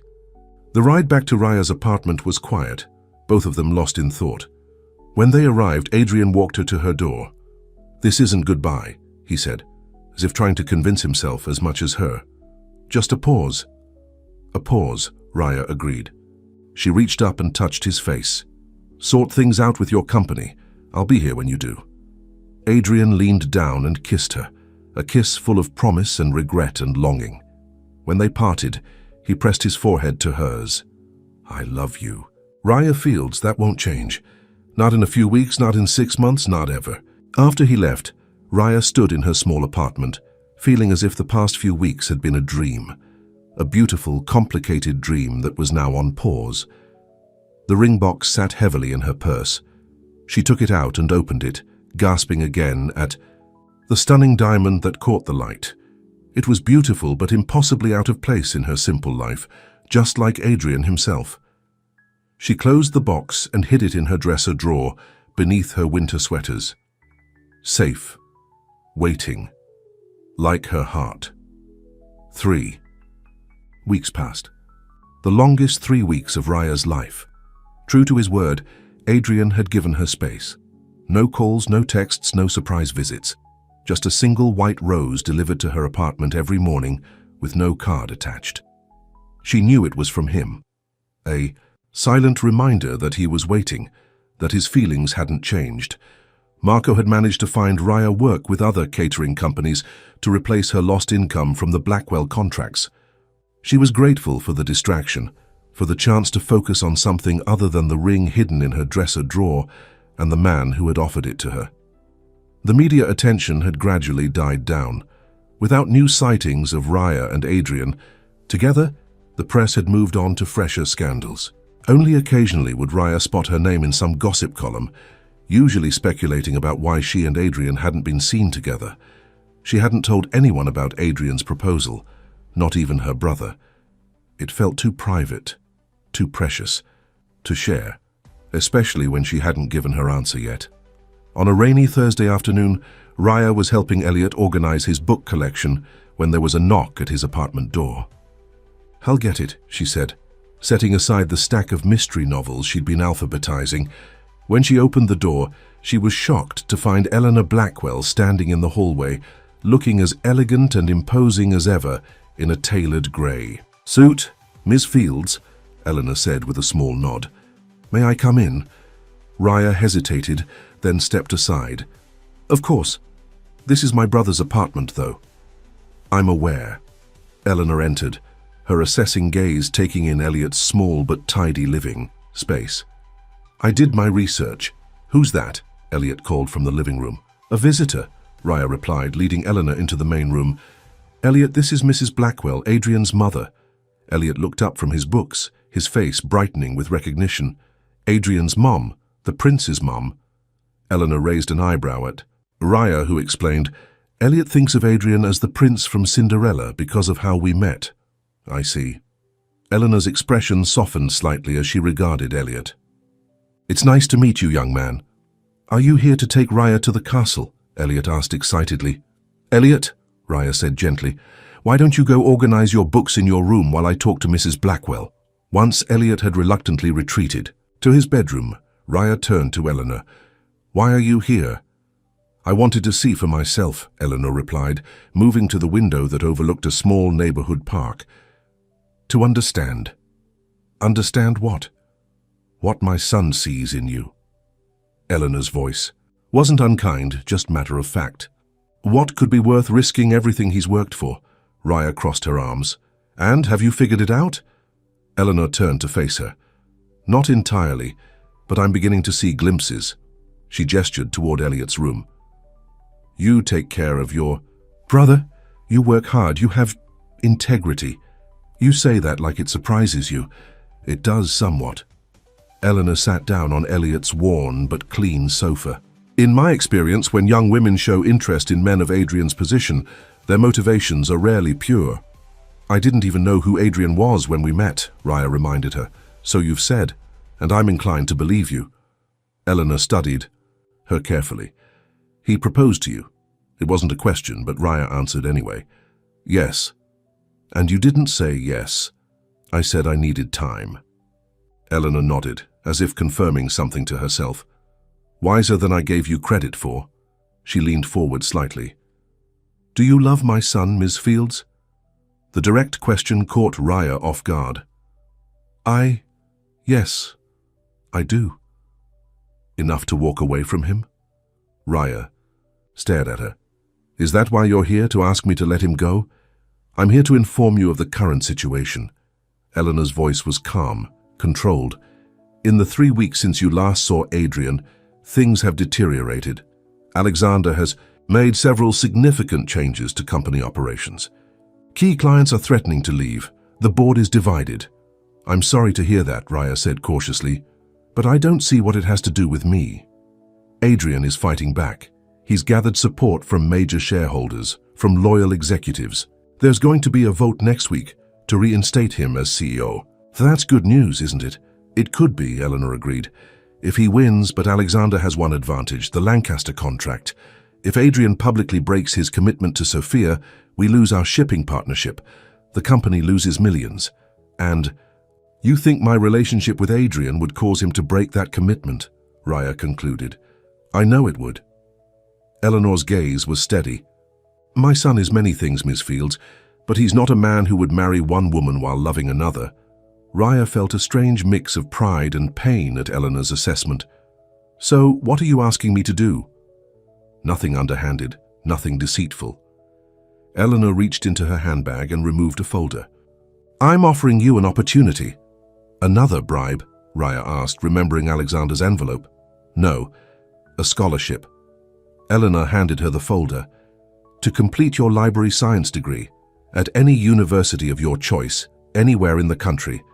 All expenses paid? Raya opened the folder skeptically. Inside were brochures for top library science programs, including several on the opposite coast. You want me to leave? She said, understanding dawning. To go far away.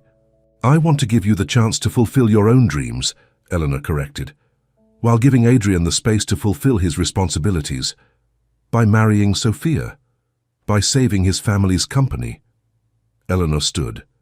Miss Fields, I didn't come here to threaten or manipulate you.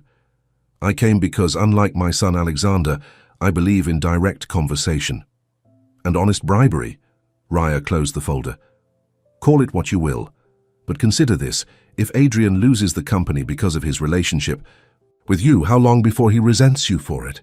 How long before the weight of what he sacrificed becomes too heavy for both of you?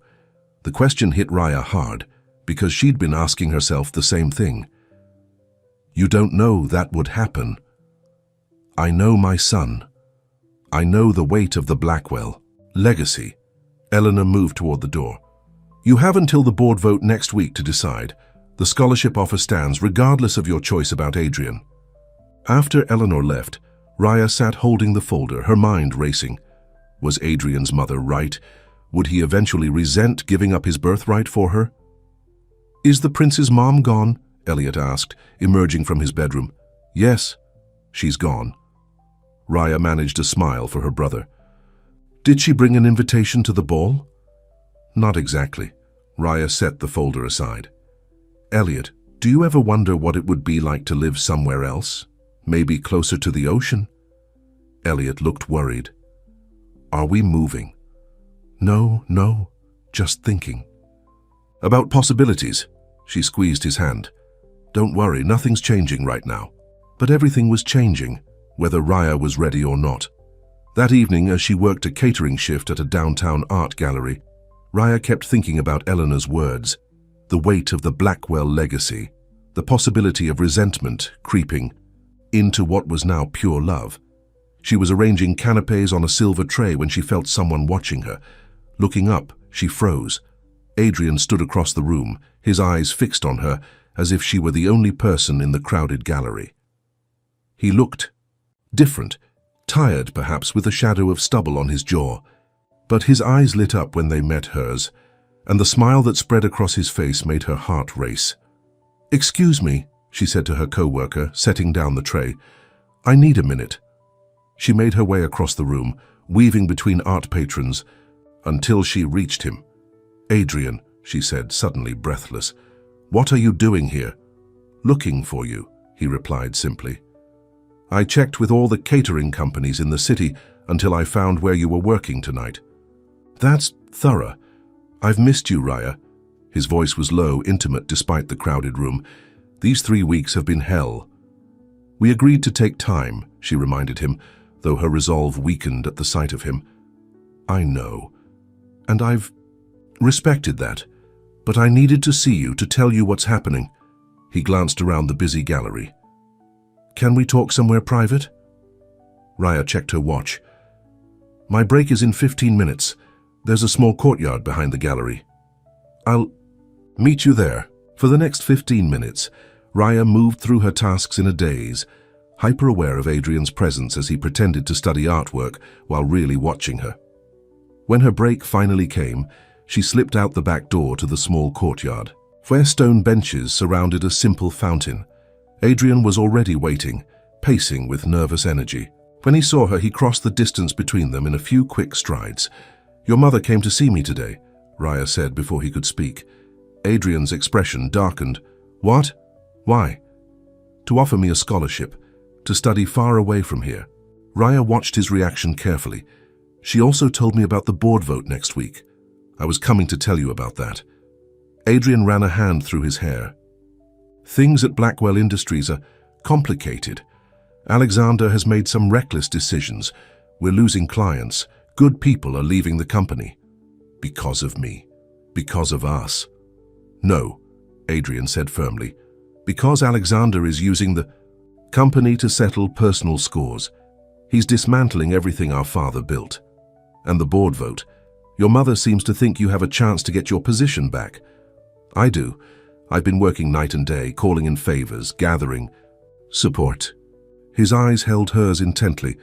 But I need to know something first, Raya. Where do we stand? The directness of the question caught her off guard. Adrian, I know. You asked for time. But I need to go into this vote with clarity. With certainty about what matters most to me. He took her hands in his. Do you still have the ring? Yes. Have you thought about my proposal? Every day, she admitted. Adrian's grip on her hands tightened. Raya, I love you. That hasn't changed. It won't change. But I need to know if you feel the same. If you're willing to take this leap with me, whatever comes next. What about the Lancaster contract? Raya asked. Your mother made it clear what would happen if you broke your commitment to Sophia. I've been working on that too, Adrian said. I found a way to restructure our shipping arrangements. It won't be easy, and we'll take a hit initially, but the company can survive without the Lancasters. And your mother, Alexander, the board, are all important, but not as important as you. Adrian cupped her face in his hands. These 3 weeks apart have only made me more certain. You're what I want, Raya. More than the company, more than the Blackwell legacy. Raya's heart raced. She had missed him so much, had thought of him constantly, but Eleanor's warning echoed in her mind. What if you regret it? What if someday you resent me for being the reason you lost everything? Is that what my mother told you? Adrian shook his head. Raya, I was losing myself long before I met you, drowning in expectations, in obligations, in a life planned out by everyone but me. His eyes were earnest, vulnerable. You didn't cost me anything. You showed me what was worth fighting for. Before she could respond, the back door opened and one of her co-workers called out, Raya, break's over. We need help with the champagne service. I have to go, she said reluctantly. Adrian nodded. When do you finish tonight? 9 o'clock. I'll wait. We can talk more then. He hesitated, then asked softly, Do you still love me, Raya? After everything? Looking into his eyes, Raya couldn't lie. Yes, I do. A smile spread across his face, the first genuine smile she'd seen from him tonight. Then that's all that matters. The rest we can figure out together. The remainder of Raya's shift passed in a blur. She moved through the crowded gallery, serving drinks and canapes, always aware of Adrian's presence as he lingered on the periphery, waiting patiently. At precisely 9 o'clock, she clocked out, changed from her catering uniform into her regular clothes, and found Adrian waiting by the back entrance. Come with me, he said, taking her hand. I want to show you something. He led her to his car and drove through the city, eventually turning onto a tree-lined street of elegant townhouses. Where are we going? Raya asked. Somewhere new, Adrian replied cryptically. He pulled up in front of a beautiful brick townhouse with large windows and a small front garden. Here we are. What is this place? Adrian turned to her, a mixture of nervousness and excitement in his eyes. It's mine, or it could be. I've put in an offer. You're moving out of your penthouse. I'm making changes. He got out and came around to open her door. Come see. Inside, the townhouse was empty but full of potential. Hardwood floors, tall ceilings, large rooms that caught the evening light. I thought the penthouse never felt like a home, Adrian explained as he showed her around. This could. It's closer. To downtown, near that park you mentioned Elliot likes, and... He hesitated, then added, there's a room that would be perfect for a small library. The implication was clear. He was planning a home with her in mind. It's beautiful, Raya said honestly, trying to imagine herself in this elegant space. But Adrian, can you really leave everything behind? Your family home? Your position? The company isn't everything, Raya. Whether I win the board vote or not, I've realized I want more from life than spreadsheets and shareholder meetings. He took her hands. I want a real home, a real life. With you, if you'll have me. The sincerity in his voice moved her deeply. What about your mother, Alexander? They'll always be family, complicated as they are, but I'm through letting them dictate my choices. Adrian's hands tightened around hers. So, Raya Fields, I'm asking again, will you marry me? Will you build a life with me, whatever that life looks like? Looking into his eyes, Raya knew her answer. The past 3 weeks had been empty without him. All her doubts, all her fears about their different worlds suddenly seemed less important than the man standing before her, offering his heart without reservation. Yes, she said, her voice clear and certain. Yes, I'll marry you. Joy spread across Adrian's face. He pulled her into his arms, lifting her off her feet in an embrace that spoke of relief, of homecoming, of future promise. I love you, he whispered against her hair. God, how I've missed you. The next morning, Raya woke in her own apartment, the events of the night before playing through her mind like a dream. Adrian had brought her home late, not wanting to leave but respecting that she had an early shift at a breakfast catering event. The ring was on her finger now, no longer hidden, in a drawer but sparkling in the morning light. She hadn't told anyone yet, not even Elliot. It still seemed unreal, like a fairy tale that might dissolve in the harsh light of day. Her phone buzzed with a text from Adrian. Morning, beautiful. Good luck with your shift. Dinner tonight, I have... News about the board vote. She smiled, texting back a quick yes before heading to work. Throughout the morning, as she served coffee and pastries at a corporate breakfast, Raya kept her left hand carefully hidden, not ready to answer the questions the ring would surely bring. By lunchtime, her shift was over. As she walked to the bus stop, her phone rang with an unfamiliar number. Hello? Ms. Fields? This is James, Mr. Blackwell's driver. Raya's heart skipped. Is everything all right? Is Adrian okay? Mr. Blackwell asked me to pick you up. He says it's urgent. I can be at your location in 10 minutes. What's happened? I'm afraid I don't have those details, ma'am. But Mr. Blackwell was quite insistent. Alarmed, Raya gave James her location and waited anxiously. When the familiar black car pulled up, she climbed in quickly. Where are we going, James? The Blackwell building, ma'am. Mr. Blackwell is meeting with the board right now. Raya's stomach tightened. The vote wasn't supposed to be until next week. I believe there have been some developments, ma'am. The drive to the Blackwell building downtown took 20 minutes. When they arrived, James escorted her through the imposing lobby to a private elevator. Mr. Blackwell said to take you directly to the boardroom, he explained, using a key card to access the top floor. The elevator opened onto a hushed executive level. A woman Raya assumed was Adrian's assistant stood waiting. Ms. Fields, she asked. I'm Diane, Mr. Blackwell's assistant. He asked me to bring you in immediately. What's happening? Raya asked, her anxiety growing. The board called an emergency session this morning, Diane explained as she led Raya down a carpeted hallway. Mr. Alexander Blackwell presented some concerning information. Mr. Adrian asked that you be brought here as soon as possible. They stopped outside a set of large wooden doors. Diane knocked softly, then opened one door just enough for Raya to slip through. Inside was a large conference room with a massive table surrounded by serious-looking men and women in business attire. At one end sat Alexander, a smug expression on his thin face. At the other end stood Adrian, his back rigid with tension. Eleanor Blackwell sat midway down the table, her expression unreadable. All eyes turned to Raya as she entered. Adrian immediately crossed to her, taking her hand. "Thank you for coming," he said quietly. "I'm sorry to pull you away from work." "What's going on?" she whispered. Before Adrian could answer, Alexander spoke up. "Ah, the woman of the hour has arrived." His tone was mocking.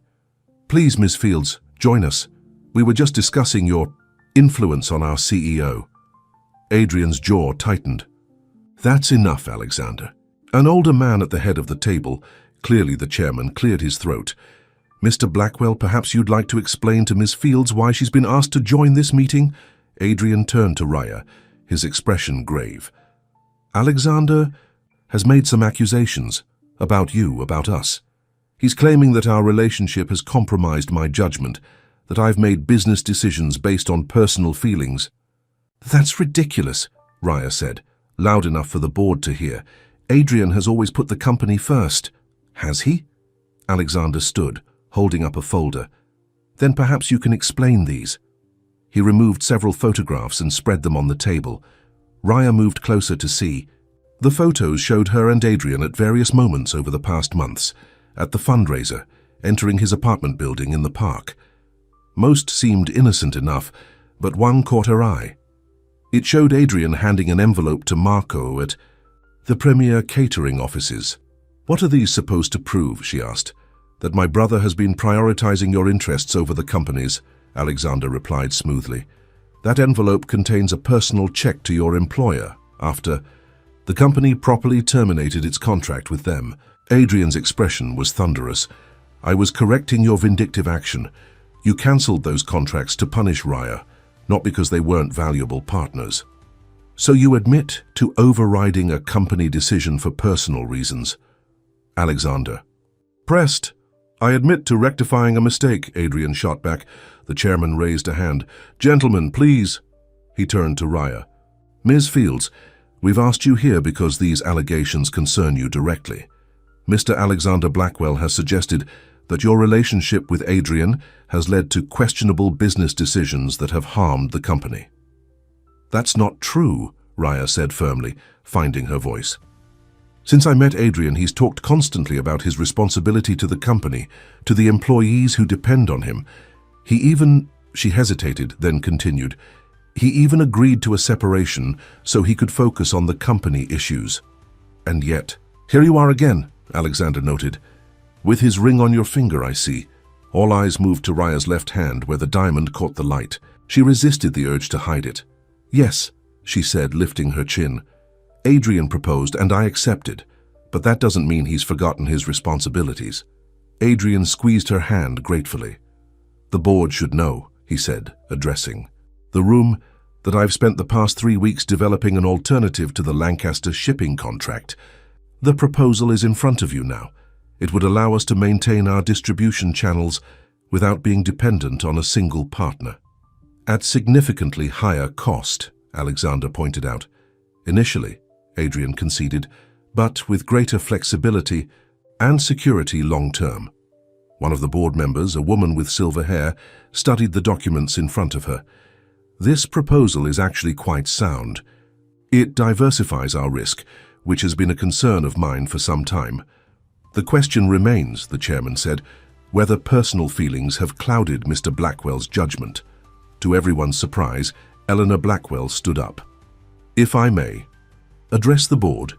When the chairman nodded, she continued, "I've known my son Adrian his entire life. I've watched him take over this company after his father's death and lead it through challenging times. He has always put Blackwell Industries first." Raya stared at Eleanor in shock. Was she actually defending them? "The issue at hand," Eleanor continued, "is not whether Adrian loves Miss Fields. He clearly does." Her gaze moved briefly to Raya. Not unkind, but assessing. "The question is whether that love has compromised his business acumen, and to that I can only offer my observation." She turned to face the board members directly. "I have spent time with Ms. Fields. I have seen how she influences my son, and contrary to my initial concerns, I believe she has actually improved his judgment, not clouded it. Alexander's face contorted with disbelief. Mother, you can't be serious. The Lancaster contract has been a sword hanging over this company's head for too long, Eleanor interrupted. Your father never intended it to be used as leverage to force Adrian into a loveless marriage. He wanted security for the company, yes, but not at the cost of his son's happiness. The boardroom fell silent. Adrian looked as stunned as Raya felt. Mrs. Blackwell, the chairman said finally, are you supporting Adrian's reinstatement as CEO? Eleanor said firmly. And I am supporting his right to marry whomever he chooses without it affecting his position in this company. Alexander stood. This is absurd. She's bewitched both of you. Sit down, Alexander, Eleanor said sharply. You've done enough damage. The chairman cleared his throat. I believe we've heard enough to move forward with a vote. He looked around the table. All those in favor of reinstating Adrian Blackwell as CEO of Blackwell Industries, effective immediately? Hands rose around the table. First the silver-haired woman, then several others, until a clear majority was visible. The chairman nodded. The motion passes. Adrian Blackwell is reinstated as CEO. Alexander's face flushed with anger. He gathered his papers and strode toward the door, pausing only to hiss at Raya. This isn't over. After he left, the chairman stood. Congratulations, Mr. Blackwell. The board looks forward to reviewing your alternative shipping proposal in detail at our next regular meeting. He glanced at Raya. And congratulations on your engagement as well. As the board members filed out, Adrian turned to Raya, his eyes shining with emotion. I can't believe that just happened. Eleanor approached them, her posture still regal, but something softer in her expression. Neither can I, to be honest. Mother, Adrian said, his voice thick with feeling. Thank you, I never expected... Yes, well? Eleanor straightened her jacket. I've had 3 weeks to reconsider my position. She looked at Raya directly. When you didn't immediately accept Adrian's proposal, when you insisted on time to think, despite what must have been a tempting offer, it showed character. It showed love, Adrian corrected, taking Raya's hand. Real love, not just what was convenient or advantageous. Eleanor nodded slightly. Perhaps. She turned to go, then paused. The scholarship offer still stands, Miss Fields. Not to separate you from my son, but because education is important, even for a future Blackwell. After she left, Adrian pulled Raya into his arms. I'm sorry you got dragged into this corporate drama. I'm not, Raya said, looking up at him. Now I understand what I'm signing up for. She smiled. The good and the complicated. Adrian laughed. Mostly complicated, I'm afraid. His expression grew serious. Alexander won't give up easily. He's wanted control of the company for years. We'll deal with him together, Raya said, surprising herself with her confidence. I may not know much about corporate politics, but I know about standing up for what matters. Adrian's face softened with love. Have I told you today how amazing you are?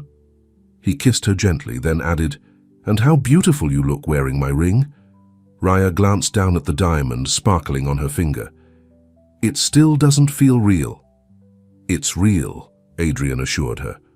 All of it. He guided her toward the door. Come on, let's get out of here. I have a CEO's office to reclaim, and then I'm taking the rest of the day off to celebrate with my fiancée. Outside the Blackwell building, photographers had somehow gotten wind of the board vote and were waiting. Flashbulbs exploded as Adrian and Raya emerged. Mr. Blackwell, is it true you've been reinstated as CEO? Raya, is that an engagement ring? Adrian, when's the wedding? Adrian squeezed Raya's hand reassuringly. Instead of hurrying past as they had at previous encounters with the press, he stopped and faced the reporters. Yes, I've been reinstated.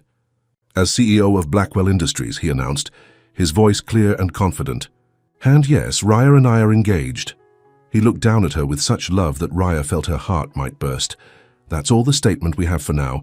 We'd appreciate some privacy as we celebrate. As James brought the car around, Adrian shielded Raya from the cameras. Once they were safely inside, he turned to her with an apologetic smile. I'm afraid this is part of the package too. The attention, the scrutiny. I'm learning to live with it, Raya said. As long as we're together, the rest is just noise.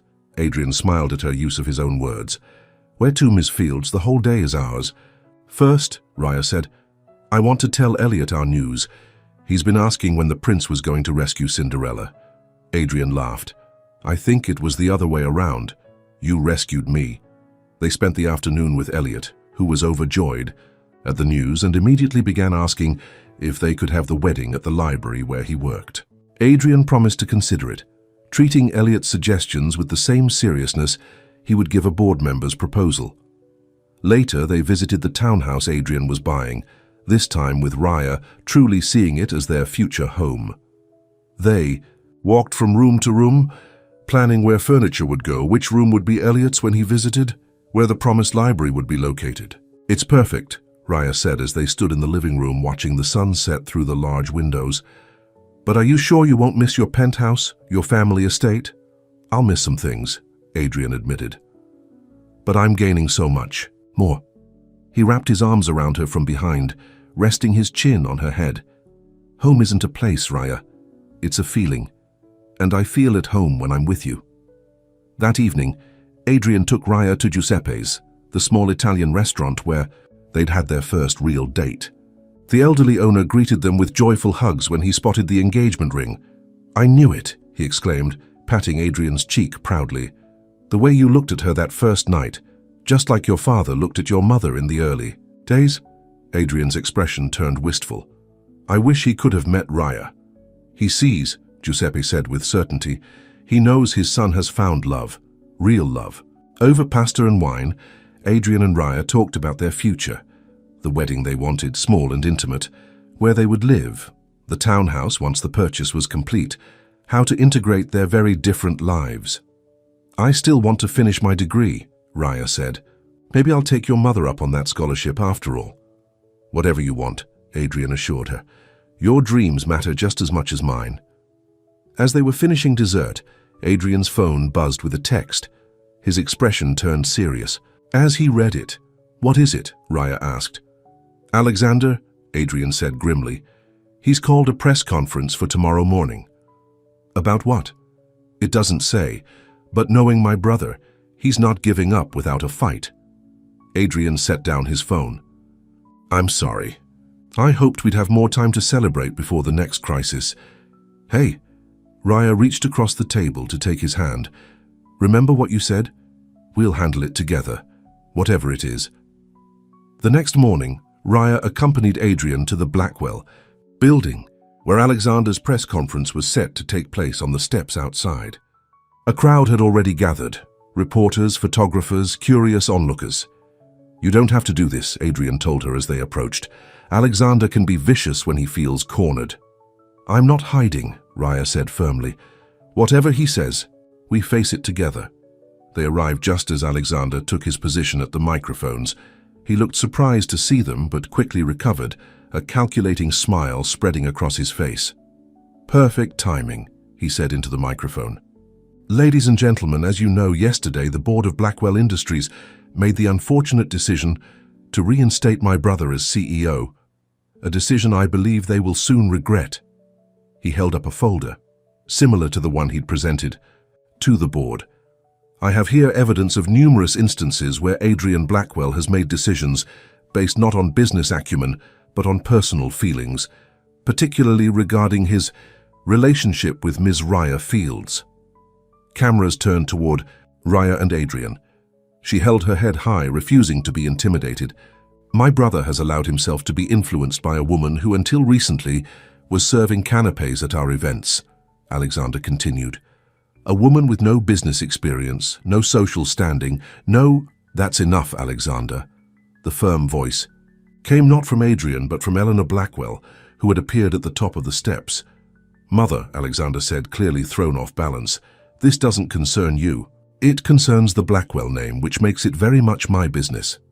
Eleanor descended the steps with regal grace until she stood beside Adrian and Raya. Ladies and gentlemen of the press, I'd like to make a statement. The reporters turned their attention to Eleanor. sensing a better story developing. Blackwell Industries was founded by my late husband with a simple philosophy: integrity in business and in life. He believed that how we conduct ourselves matters as much as the profits we generate. Eleanor's voice carried clearly across the gathered crowd. My son Adrian has honored that philosophy, even when it was difficult, even when it meant standing up to his own family. Alexander's face flushed with anger. Mother, you can't... I'm not finished, Alexander. Eleanor's tone brooked no argument. As for Ms. Fields, whom my older son seems determined to malign, she has shown more integrity in the short time I've known her than many who have moved in our circles for decades. Eleanor turned to face Raya and Adrian directly. Blackwell Industries will be fortunate to have her as part of our family. The press erupted with questions. Cameras flashed, but Eleanor raised a hand for quiet. One more thing, she said. Effective immediately, Alexander Blackwell is no longer associated with the company in any capacity. The board voted on this as, well, though my son seems to have omitted that from his statement. Alexander's face contorted with rage. You can't do this. This company is my birthright too. A birthright you forfeited when you put personal vendettas above the company's well-being, Eleanor replied coldly. Your father would be disappointed, Alexander, not in who your brother chose to love, but in how far you were willing to go to destroy him for it. With that final statement, Eleanor turned and walked back up the steps, leaving Alexander sputtering at the microphones while reporters shouted questions. Adrian squeezed Raya's hand. That, he said, with something like awe, was unexpected. Your mother is full of surprises, Raya agreed, watching Eleanor's retreating figure with newfound respect. Mr. Blackwell, a reporter pushed forward. Does this mean the wedding is officially on? When's the big day? Adrian looked at Raya, a question in his eyes. She nodded, and he turned back to the reporter with a smile. Yes, the wedding is definitely on. As for the date, we'll let you know. But first we have a home to finish and a library to build. 6 months later, on a perfect autumn afternoon, Raya stood in a small dressing room at the back of the city's grand old public library. The historic building had been closed to the public for the day, transformed with simple white flowers and twinkling lights into an elegant wedding venue. You look beautiful, Elliot said, his eyes wide as he took in Raya's elegant but simple white gown. Thank you, she replied, straightening his bow tie. You look very handsome yourself. There was a soft knock at the door, and Eleanor entered, looking elegant in a silver blue dress. It's almost time, she said. The guests are seated. She paused, taking in Raya's appearance. You make a lovely bride. Thank you, Raya said, still getting used to the warmer relationship that had gradually developed between them over the past months. Eleanor hesitated, then added, Adrian asked me to give you this. She handed Raya a small velvet box. It belonged to his grandmother. Inside was a delicate diamond bracelet that matched her engagement ring perfectly. It's tradition, Eleanor explained. Something borrowed. As Raya fastened it around her wrist, Eleanor surprised her by adjusting it gently, almost maternally. I know I wasn't welcoming when you first came into Adrian's life, but I want you to know I've come to see what he saw from the beginning. And what's that? Raya asked softly. A woman of grace, integrity, and genuine love.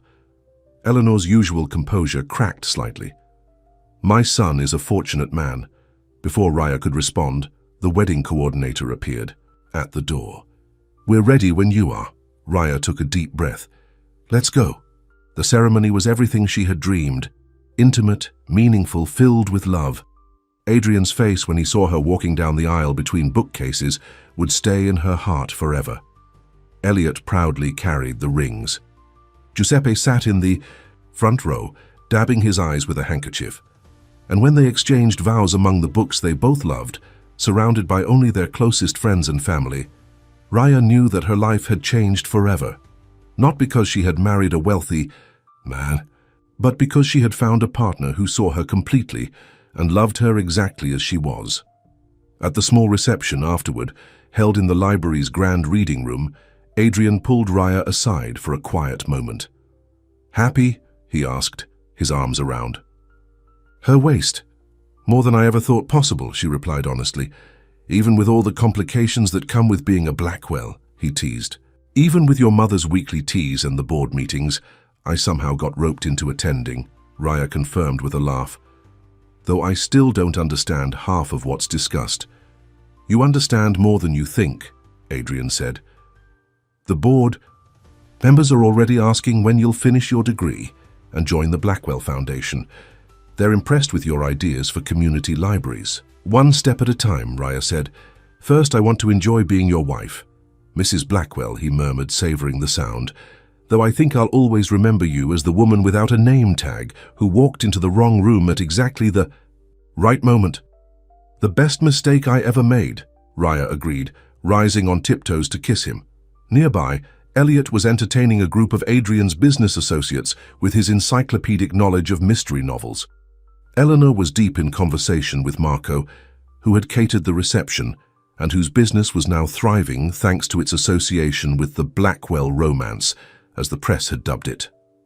Looking around at this unlikely gathering, people from such different worlds now connected through her and Adrian, Raya felt a profound sense of rightness. What are you thinking? Adrian asked, noticing her thoughtful expression. That fairy tales don't always look like we expect, she replied. Sometimes the castle is a townhouse with a library. Sometimes the wicked stepmother turns out to be complicated, rather than evil. And sometimes, Adrian prompted. Sometimes the magic isn't in glass slippers or pumpkin carriages, Raya finished, looking up at the man who had changed her life. Sometimes it's just in being seen, really seen, by someone who could have looked past you, but chose to look deeper instead. Adrian's eyes softened with love. I saw you from the first moment, Raya, and I'll keep seeing you every day for the rest of our lives. As they rejoined their guests, Raya carried that promise in her heart. Whatever challenges came their way, and there would be many, they would face them together, two people from different worlds who had created something new and beautiful between them, a real-life fairy tale, complete with a happy ending that was actually just the beginning. The end.